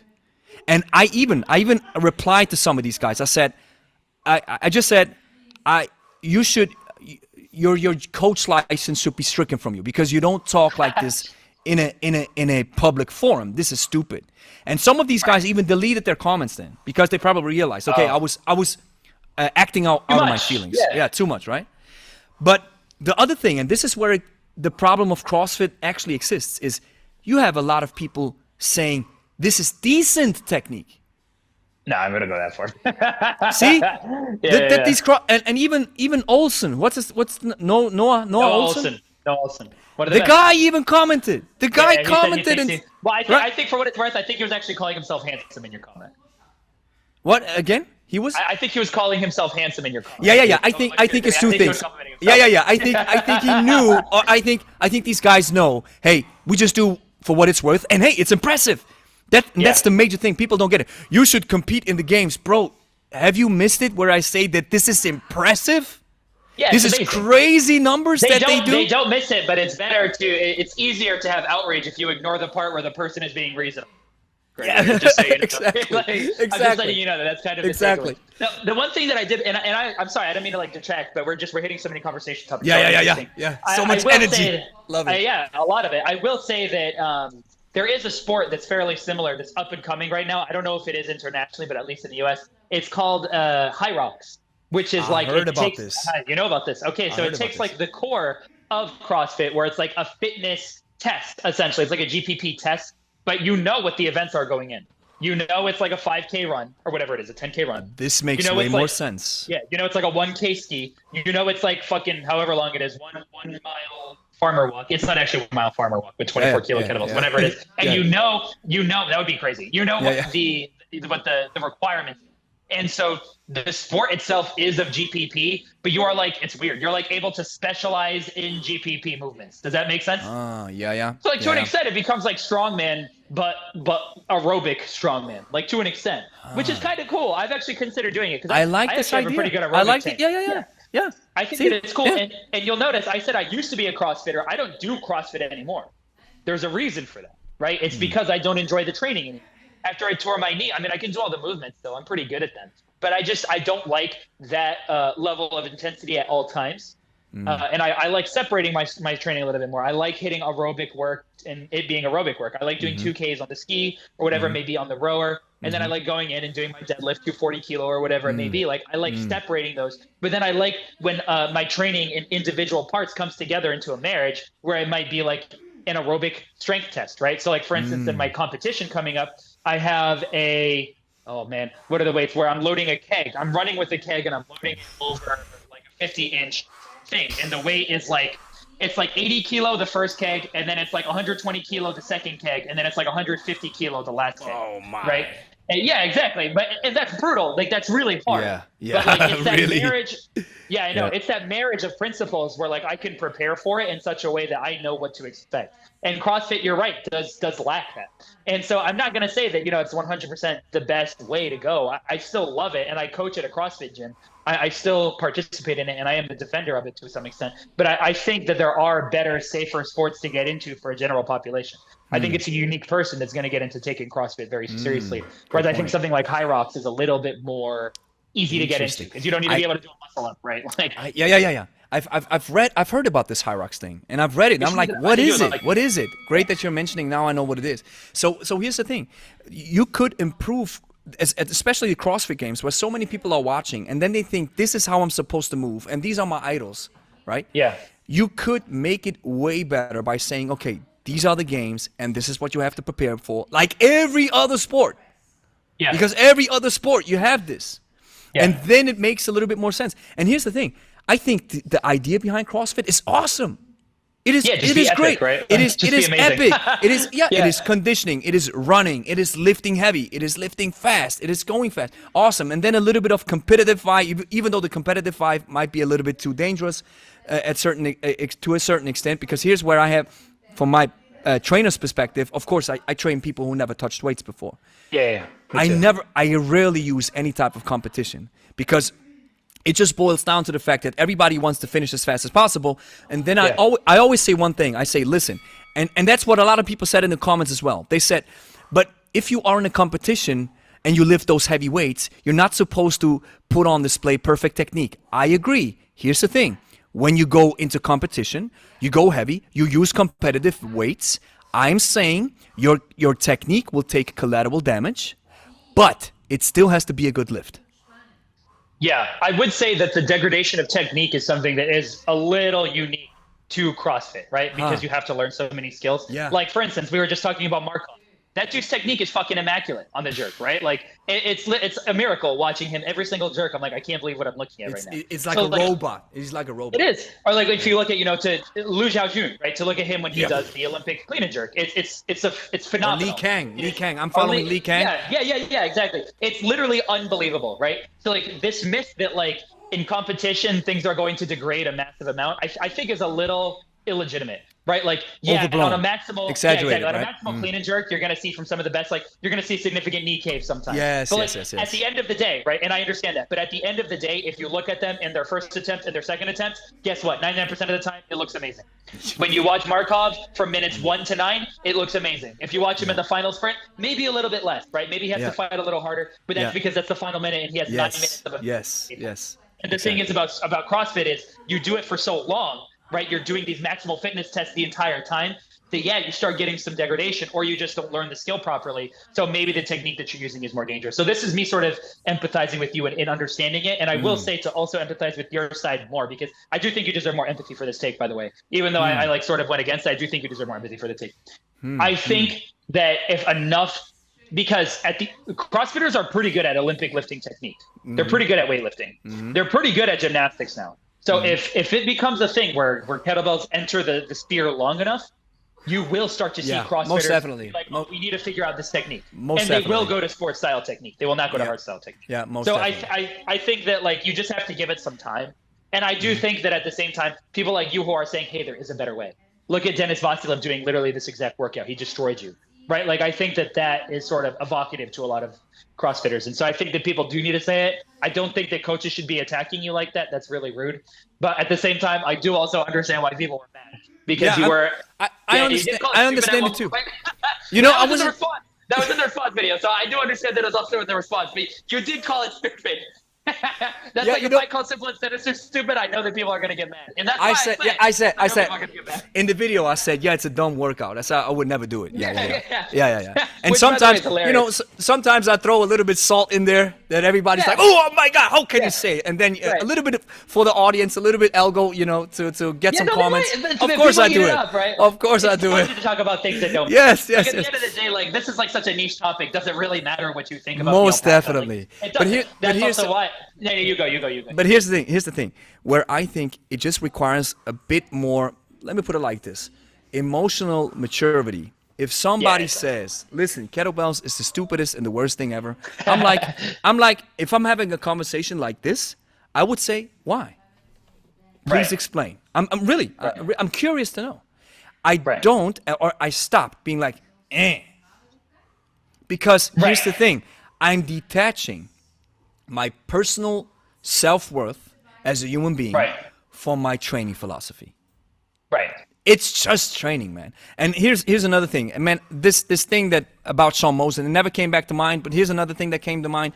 He did this. He's like, listen, this is the world's population, right? I said, yes. He said, how many people train?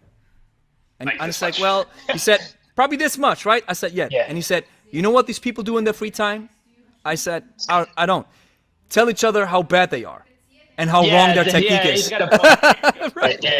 So of course. I mean, that's the true of like any hobby, though. Like, I get what he's saying, but that's also like, gaming, knitting. I'm sure you would find it too. Like, everybody. And gaming most definitely. My God, don't get me started. I'm a consolero, right? So I'm not the master race. I don't belong to the master race, right? You're not a PC gamer. No.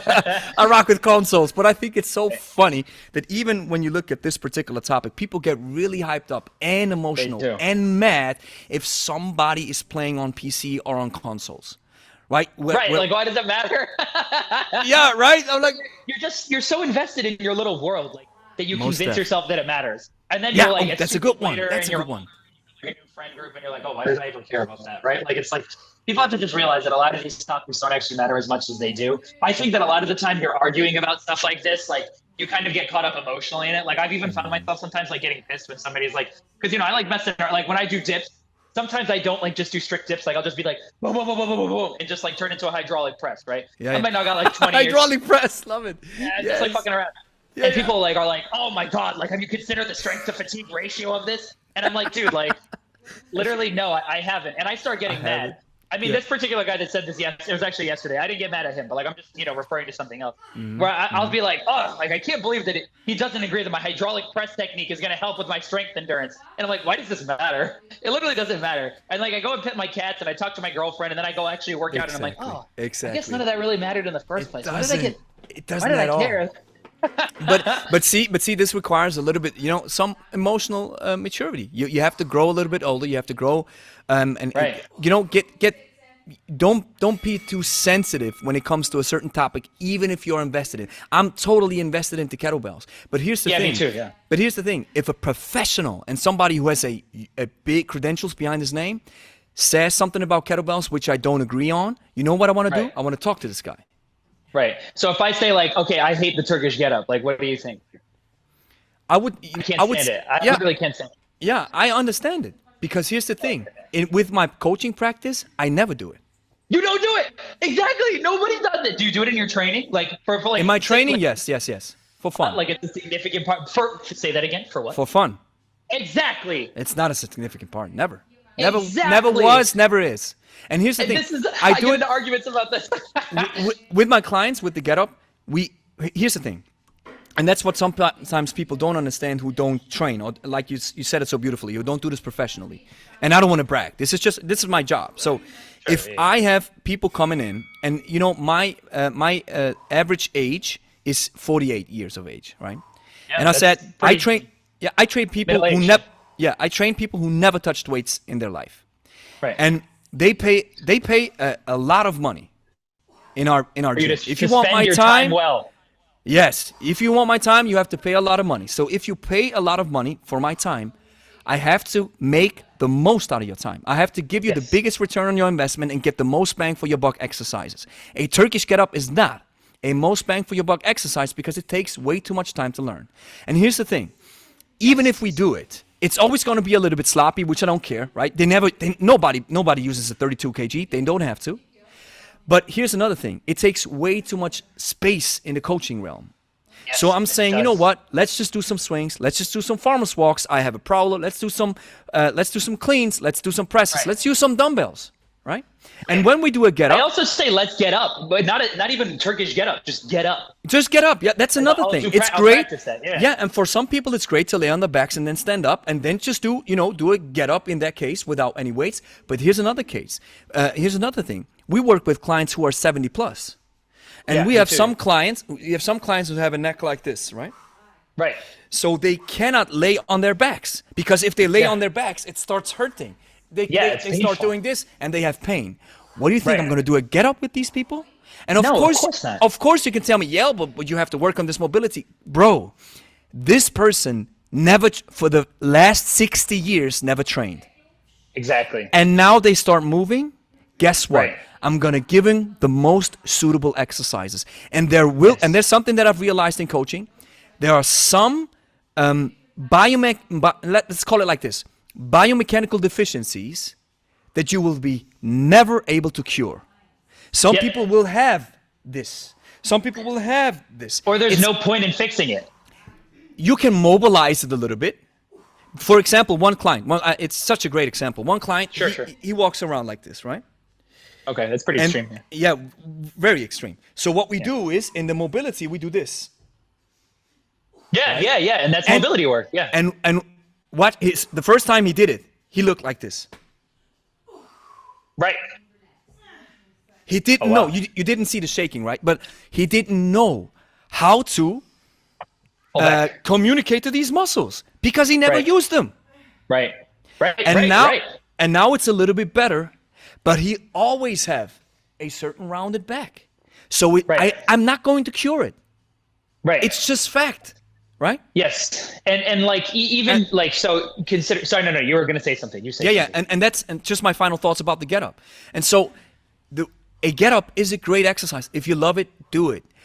But it is an exercise where you keep a weight elevated over your head and you stand up. Great. From my perspective, some swings, some presses, some squats are a better option. I 100% agree. And I think even more than that, like a lot of people that talk about the get up, and by the way, if you don't want to hyper specialize in a certain movement, I just love talking about this stuff. It's fun. Yeah, do it. But, I love it. But like, so for instance, sometimes I guess I like bragging. I guess I do. Do it. I've done time Sinister. I did time Sinister 2 weeks ago. 48 kg, yeah. Yep, exactly. Well, actually 49 because my bell is messed up. Yeah, my bell is messed up. My bell is messed up. Love it. Yeah. Maybe it was my other one. Whatever. 48, 49, whichever it was. Whatever it is. I passed time Sinister. I have it on video. I could literally send it to you. Awesome. I do not do Turkish get-ups. I do not do one-arm swings. I do clean and press with the bells. I do one arm snatch with the bells. I do double snatch with the bells. I do long and short cycle with the bells. And I do rows, right? Great. I also deadlift. I do a lot of aerobic conditioning. I do strongman stuff. My general physical preparation brought me to the point where I was able to do Sinister, right? Where I was able to get up off the floor without practicing it with a 48 or 49 kilogram over my head. 10 times, right? Within that sphere of, so like, it's one of those things. And this is something that I tell the people, actually talking about on the Reddit all the time, where they'll be like, should I do simple and sinister? This is why I know I like talking about, it's funny. Like, they'll be like, should I do simple and sinister? And I'm like, is your goal to get bigger? No, you shouldn't do simple and sinister. Is your goal to get more fit? No, you shouldn't do simple and sinister. Is your goal to get better at simple and sinister? Yes, go ahead, do simple and sinister, right? Like, because it's not, the one arm swing and the get up are not for hypertrophy. They're not going to get you like super fit. They're going to get you okay. And that's, once again, okay is okay. If you want to do that, that's great. And I love you for that. And I respect you. And I wish you the best for your family and your friends. 100%. But at the end of the day, like, you are going to have a better time probably with your training, and also in terms of your physique, your muscularity. If you do a long cycle, if you do clean and press, if you do front squats, some thrusters, some rows. That is how it works. 100% agree. Here's the thing about, great that you're mentioning about Simple and Sinister, because here's the thing. These are, Simple and Sinister is my best performing video on YouTube. Which one? You've talked about it a few times though. The follow along, where I do it in the follow along. Oh, where you do it, the 100. I do two hand swing and the get up. And you know how many people say it's one arm, it's not two arm, or it's one hand, not two hand. I don't care. It's just a swing. Yeah, it's a swing. It doesn't matter. Okay, we can argue that if you swing with one side, of course there are some forces at play, that the rotational aspect. Okay, yes, but there's not a major difference. Just swing. Just swing. Right. So the idea behind this workout was, as far as I remember, it was a different setup. I think it was something different. And the program minimum, you're talking about the snatches. The programming. That's what it used to be. I think it was something different. Yeah. But here's the thing. I like what you're saying. If you love Simple and Sinister, and you aren't in decent shape, and you just discovered kettlebells, go for it. It's gonna bring you. It's gonna improve your shape, most definitely. But at some point, you have to open yourselves up for the big, most bang for your buck exercises: squat, press, row, deadlift, carries, walks. And why are these exercises around for so long? And you know where the get up comes from?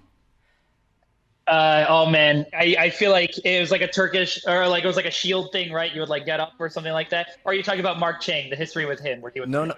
There's probably many histories around it, but I had the pleasure of talking to what's his name, from Argentina? My brother from Argentina. I forgot his name. Is it for the juggler? No, not the juggler. Not Beto. I don't think he's from. I love Argentina. his content. Yeah, he's awesome. No. I think he's from another country, but I forgot his name. He's a big name in the Latin America world when it comes to kettlebells. And I had him on a podcast, and I'm really ashamed that I forgot his name. Brother, if you're watching this, I really apologize. So I had this joint venture with him where I was doing the kettlebell history video, which is only 12,000 views, but I've invested like 3 days. I'm sorry for interrupting you. I was a teacher before I became a full-time coach. I taught fitness class, PE. I had the kids watch that video. I just want to let you know that. I had the fifth grade kids watch that video. I just wanted to let you know. Awesome. Fantastic video. So awesome. Even though it might not be performing super well, you taught a lot of kids about the kettlebell, and they loved the video. Awesome. That's great. So here's the thing about the history. You have it comes from a guy named Voss. That's his last name. At least as far as we can trace it to this documented history from the strongman guys. And by the way, please read the book The Kings of Strength by Edmond Debonnet. You're going to love it. Okay. Wait, I'm going to pick it up. Wait, I'm going to show it to you. Okay.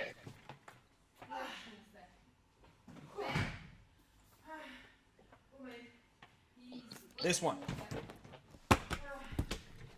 Show it to me again. Sorry, I was petting my cat. Yeah, it's awesome. Here.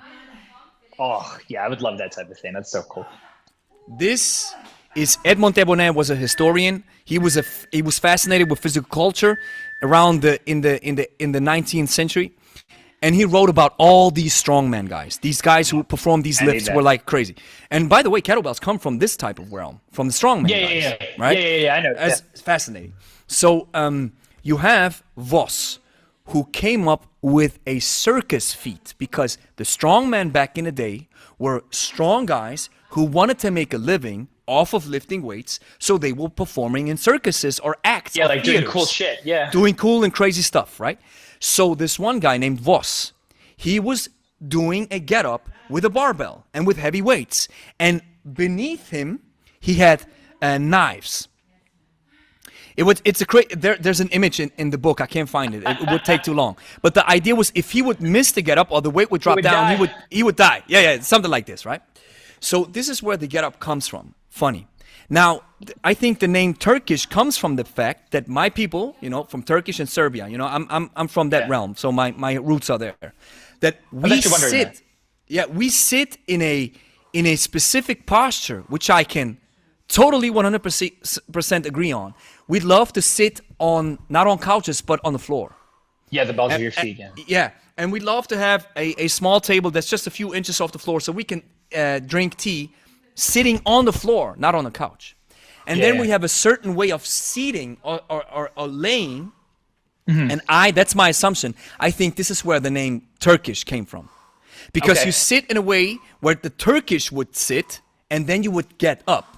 So I'm assuming this is where it comes from. Yeah, because you used to bring your feet together in the get up, right? Like you would come up and then you would bring your feet together and then you would stand up. I'm not as sure about the movement pattern, but I'm sure about when you lay on the floor in the standing position where you have the elbow behind and you have one leg extended. This looks like you're chilling. Yeah, it does. That's true. Yeah, it really does. And that's a good point. I think this is where they came up with the idea that this is the way the Turkish sit. And from there came the get up. Right. And well, now all of these like ethnic names for the workouts, like a lot of the time they have like weird, like the Romanian deadlift was just like a guy who did deadlift who was like showing deadlift, and they're like, oh, why do you do it? Funny thing about the Bulgarian split squats, that's another man, one. I had the conversation with Andrew Charniga. You got to watch this guy. He's so amazing. He's so cool. Watch it, yeah. And he said, man, I was living in Bulgaria. He wasn't living, but I was having so many competitions. And then he said, there was a time, I came to the hotel, I was at the gym, I trained, then I performed, then I went back. I came to the gym, I watched, I trained, I performed. And there might be a chance that I was taking a nap in the gym and some guy did some Bulgarian split squats.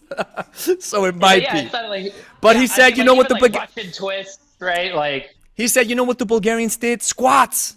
That's what they did. Squats. That's the Bulgarian split squat, right? But like even like a lot of my clients actually say that when I tell them, I'm like, okay, you're gonna do a Bulgarian split squat today, and they're like, oh, what's next? Like a French twist or something like that? And I'm like, yes.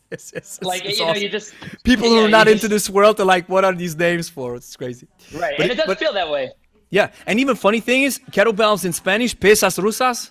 I know, yeah. Come on, man, Russian weights? Come on, man. Yeah, well, because my girlfriend is from Ecuador. And her mom speaks Spanish. And so like whenever I like talk to her, because I speak Spanish, I'm Puerto Rican, but there's like a little bit of a disconnect because I use a lot of words in English. So like I'll be like, la kettlebell, and then she'll be like, la pesa rusa, right? And then I'll be like, oh, it took me a second. I was like, why is she calling them Russian weights? Like I didn't understand because I never had this discourse about kettlebells in Spanish prior to her. Yeah. And so I had to I literally like pulled up Google while I was talking to her. What the hell is she calling it this? And I was like, oh my god, they call pesas rusas in Spanish, like actual Spain Spanish. These are kettlebells. This is fascinating. Yeah. But in German they have another word. It's like it's Kugelhantel. Yeah, Kugelhantel. I heard you talk about that in your video. Yeah. Kugelhantel. And I think there are some Germans involved in this history, so it's fascinating stuff. But to bring it back to the get up and to bring it back to Sinister or Simple and Sinister, I think it's awesome if, like you said, you want to perform well at Simple and Sinister, you want to get a PR, you want to get a PR with the get up, awesome. But epic. And here's another epic. Like, love you. Yeah. And here's another thing. I just recently did a video where I said 2 workouts for martial artists and BJJ folks.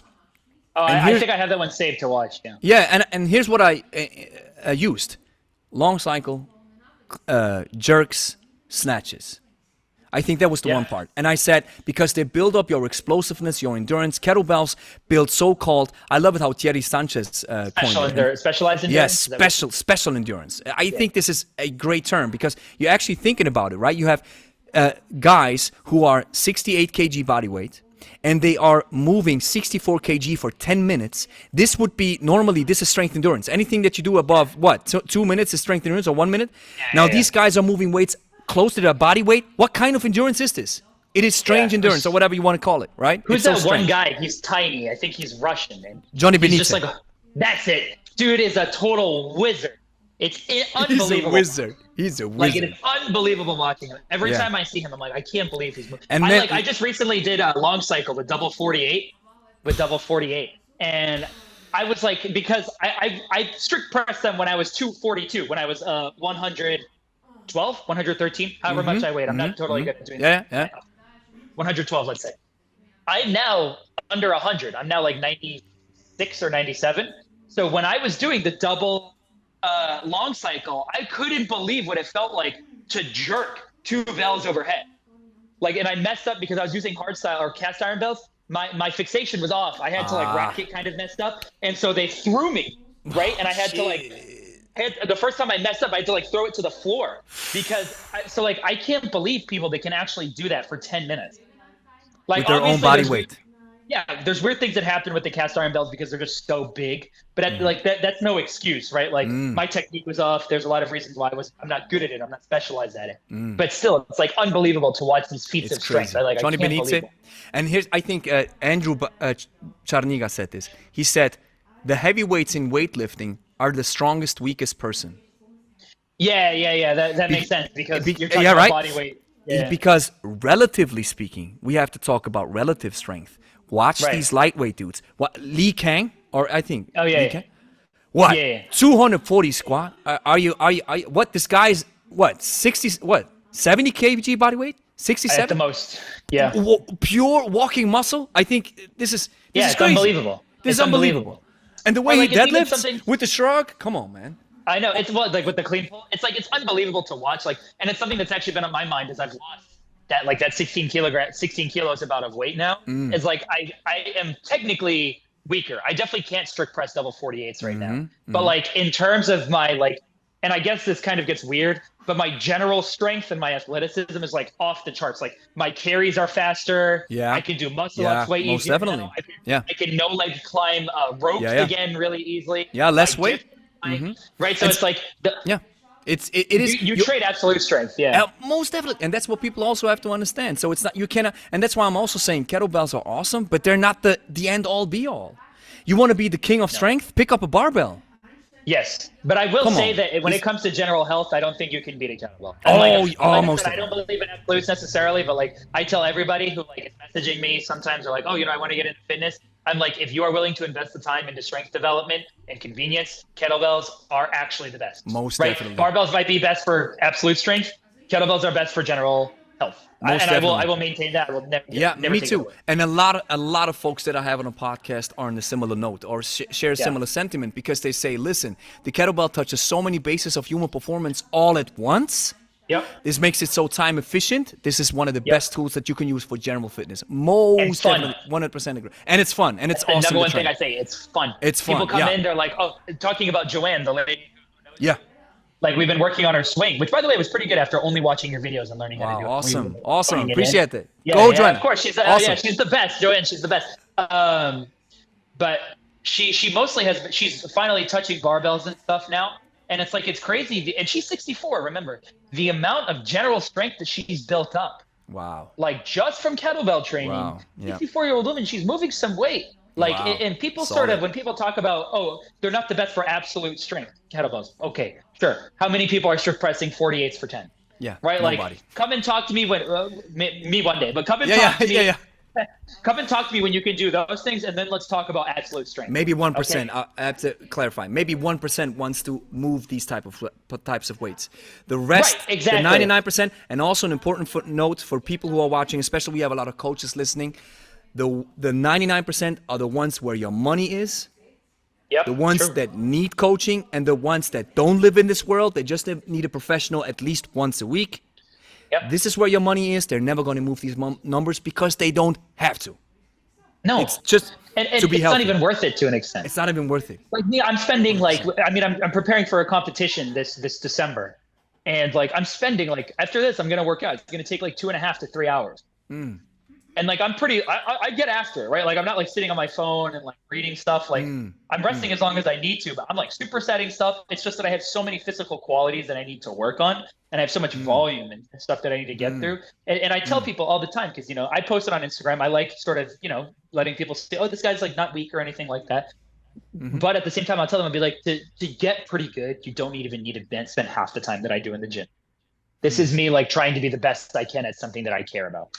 Without any substances, like without steroids or anything. Yeah. But that's such an important point to make. It's like, why? Okay, you're saying it's a great tool. For example, okay, you say kettlebells are awesome, but why are you lifting a kettlebell like this, very strange, with a rounded back? What is it called? It's a circle squat. What are you doing? Well, you probably never have to do a circle squat in your life. But as for me, or as for you in that case, I love this exercise. I want to get better at it. I think it provides me some very unique types of strength. And I want to do it, but most people never have to do it, right? Right. And that's what people sometimes don't understand, is when they hear an expert say, for example, let's bring Dan John back in the picture. He says, Sure. Don't do heavy get-ups.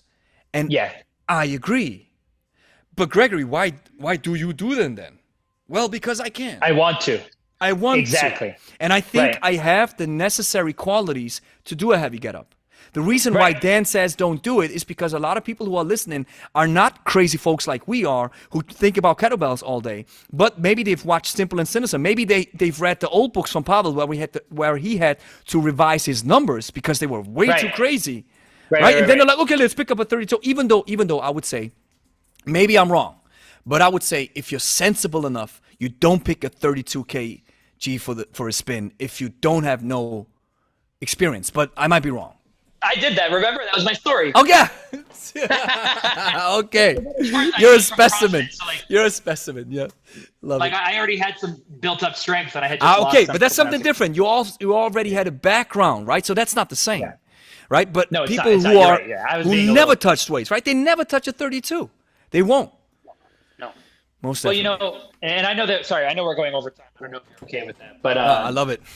Good. I was actually just training somebody today who, like, every time I talk, I've trained with her. She said she hates kettlebells. She's like, hopefully that doesn't hurt your feelings. I'm like, one, I don't care. It's a weight. Like, it's not gonna hurt my feelings. Weight. That's you don't what's like up. a weight. Yeah. But finally, after I think about 5 months of training with her, I had her do deadlifts, and she usually uses a trap bar, and today I was like, let's try something different.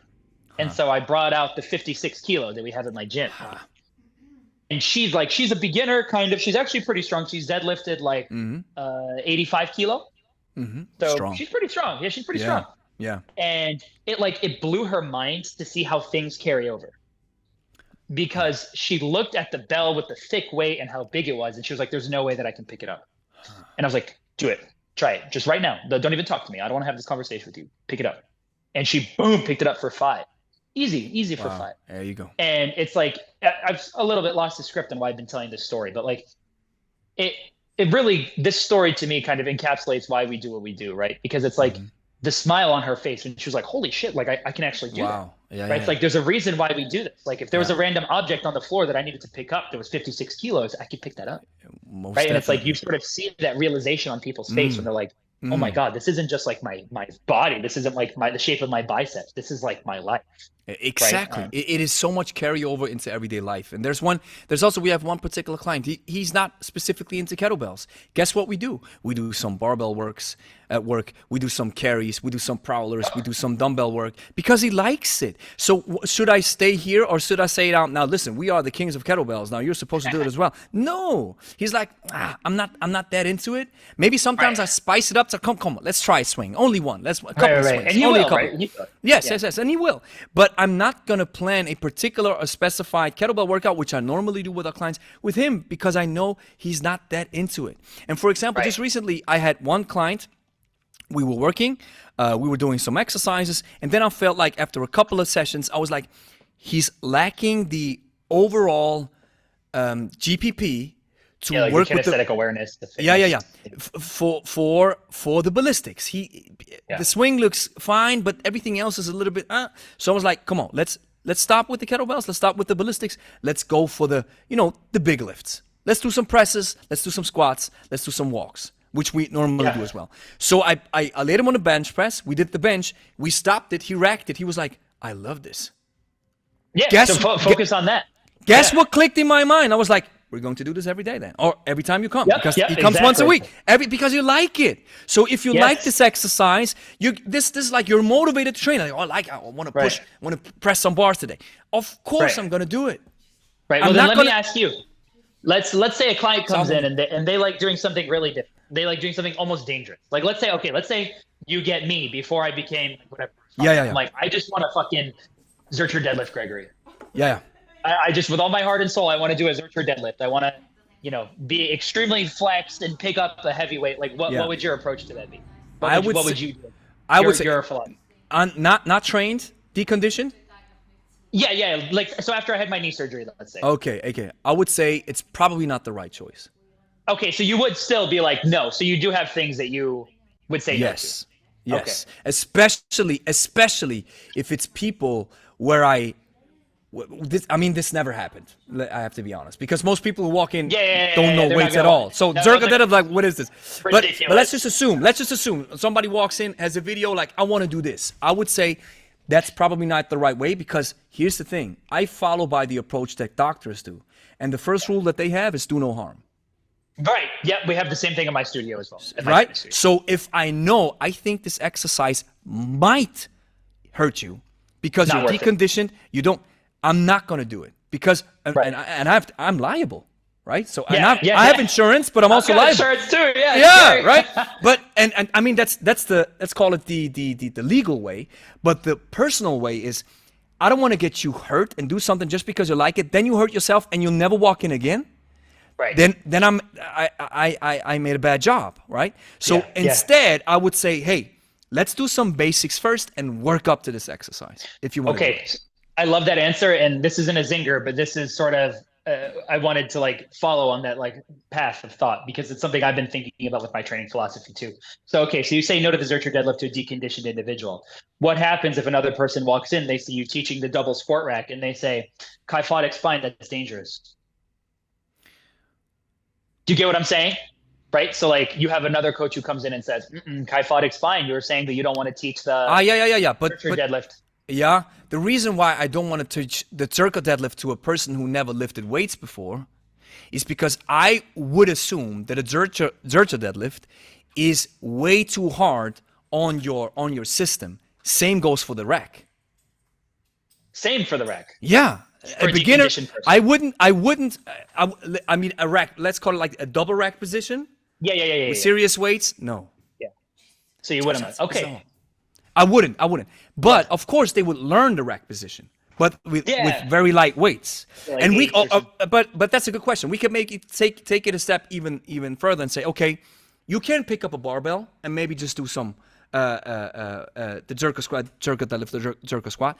Even though I would have to say I'm not very proficient at that exercise, so I would say I'm not sure if I'm the perfect person to. So you would almost refer out or say I don't have that special. Maybe yes, but I would also say this is probably not the right exercise for you. Let me put it like this: deconditioned folks always go through the same regimen in our gym.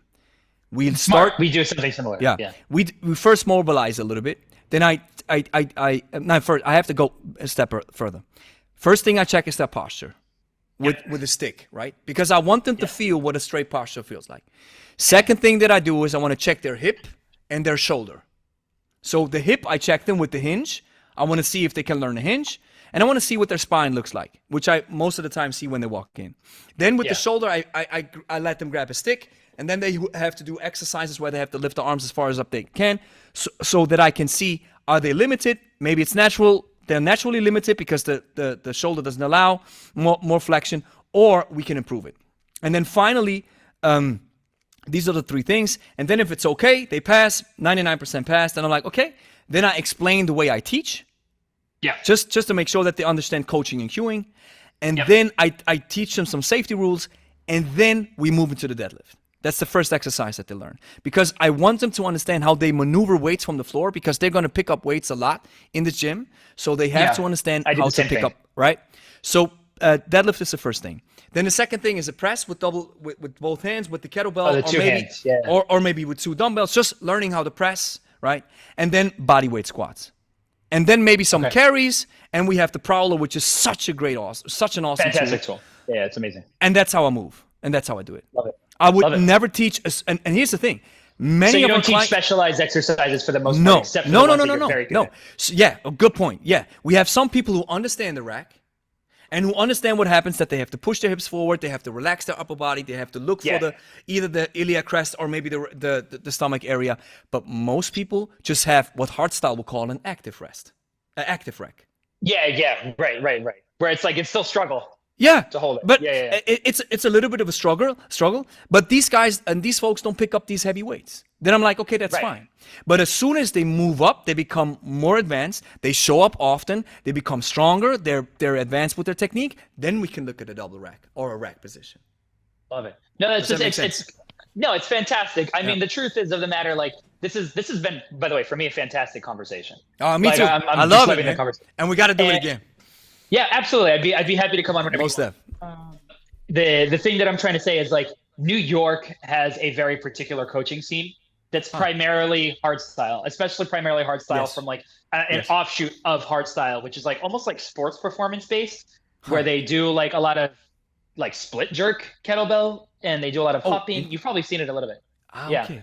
And the truth of the matter is I actually don't really like talking to a lot of these people about training, because I just feel like they're in a totally different world than I am, right? Where like they're very invested in this like new age, like hard style technique. And I am sort of diverting more into like, I guess it would be a sport light or like kettlebells for strongmen. I call it hybrid. Yeah, you're just open-minded. Hybrid. You use exactly. both. Yeah. And so it's really fun to talk to somebody who is relatively experienced or very experienced in one world and then relatively experienced in the other one. Because it makes me feel good about my practice. Because like a lot of what you're saying about like these more specialized techniques and stuff like that, like I watch on Instagram a lot of these like, you know, because it's hard sometimes not to have this imposter syndrome, right? When you watch other trainers, you watch these trainers, they're having relatively deconditioned people do like fucking like landmine clean and jerk or like double kettlebell, whatever. And I'm like, man, like I think I progressed pretty hard, honestly, probably quicker than a lot of other coaches, but I feel like I'm not progressing like this. Right. And so it's cool to hear another coach's perspective on how they do it. Here's the thing, brother. I don't think that a landmine press is a most bang for your buck exercise. I just don't think it is. Because I just had this discussion with my head coach at my gym that yeah, right. And here, but we maybe have to be a little bit more exact and say, for who, right? You have to say for who. And I'm always assuming, and I speak for the broad population. 99% of people don't lift. So let's talk about these people. First of all, for all the coaches, to reiterate myself, this is where the money is, and this is the people that need the most help, right? Just plain facts. And now, what do these people need? They have to understand how to pick up weights from the floor, first of all.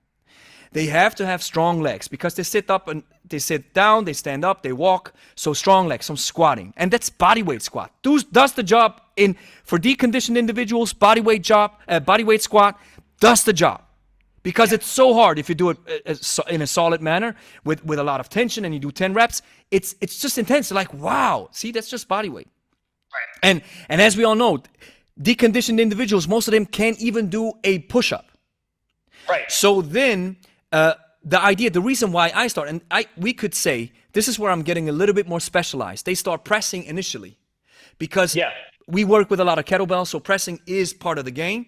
And I believe, and I felt it in myself as well, and science even proves this, that weights improve your mobility and flexibility if you train. Absolutely. And here's another thing. Pressing weights overhead a lot of time really opens up your shoulders, and this is awesome for shoulder health. Yep. So that's the reason why I do that stuff. And a landmine press where you rotate and do stuff, I'm just not a big fan of, rotations are awesome, but again, they're also at a diagonal, right? Like it's kind of, which can be cool, right? But for decondition, let's talk about decondition folks. Just teach them how to pick up weights. And give them some carry exercises. Carries are awesome. Suitcase carries, it's so simple, but it's so effective. And if you want to challenge, let them clean the weight up. And if they don't know how to clean the weight up, this is how I do it. I say, I do this. Pick up your hands like this. Then they have their hands. I grab the kettlebell, insert it. Yeah. And now walk. Now walk. And now walk. And then they feel the tension all over their body. Right. And these Yeah, are it's unbelievable. awesome exercises. And No, and totally.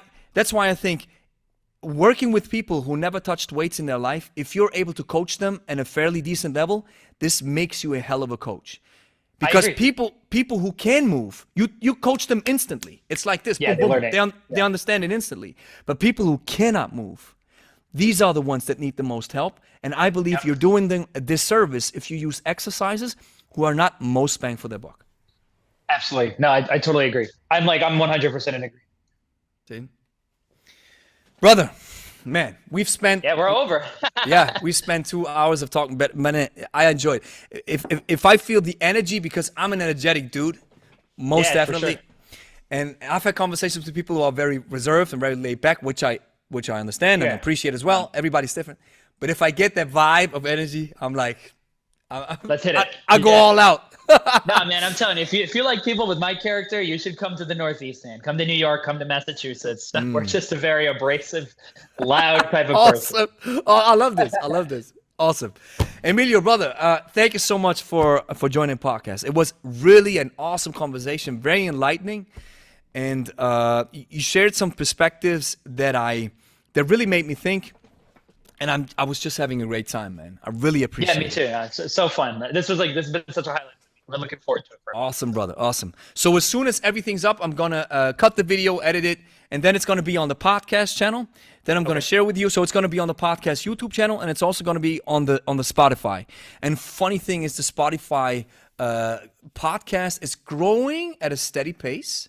It's not huge, but it's growing at a steady pace, which I'm very happy with. And the reason why I do this is, first of all, every time I have a conversation with somebody, I know that I'm going to learn something. Yeah. And this makes the conversation worth. It's not about the views. It's not about the clicks. It's not about the numbers. It's all about the learning experience. For sure. Awesome. So, Emilio, talk to you next time. We have to do this again. Absolutely. And Brother. enjoy the rest of your day.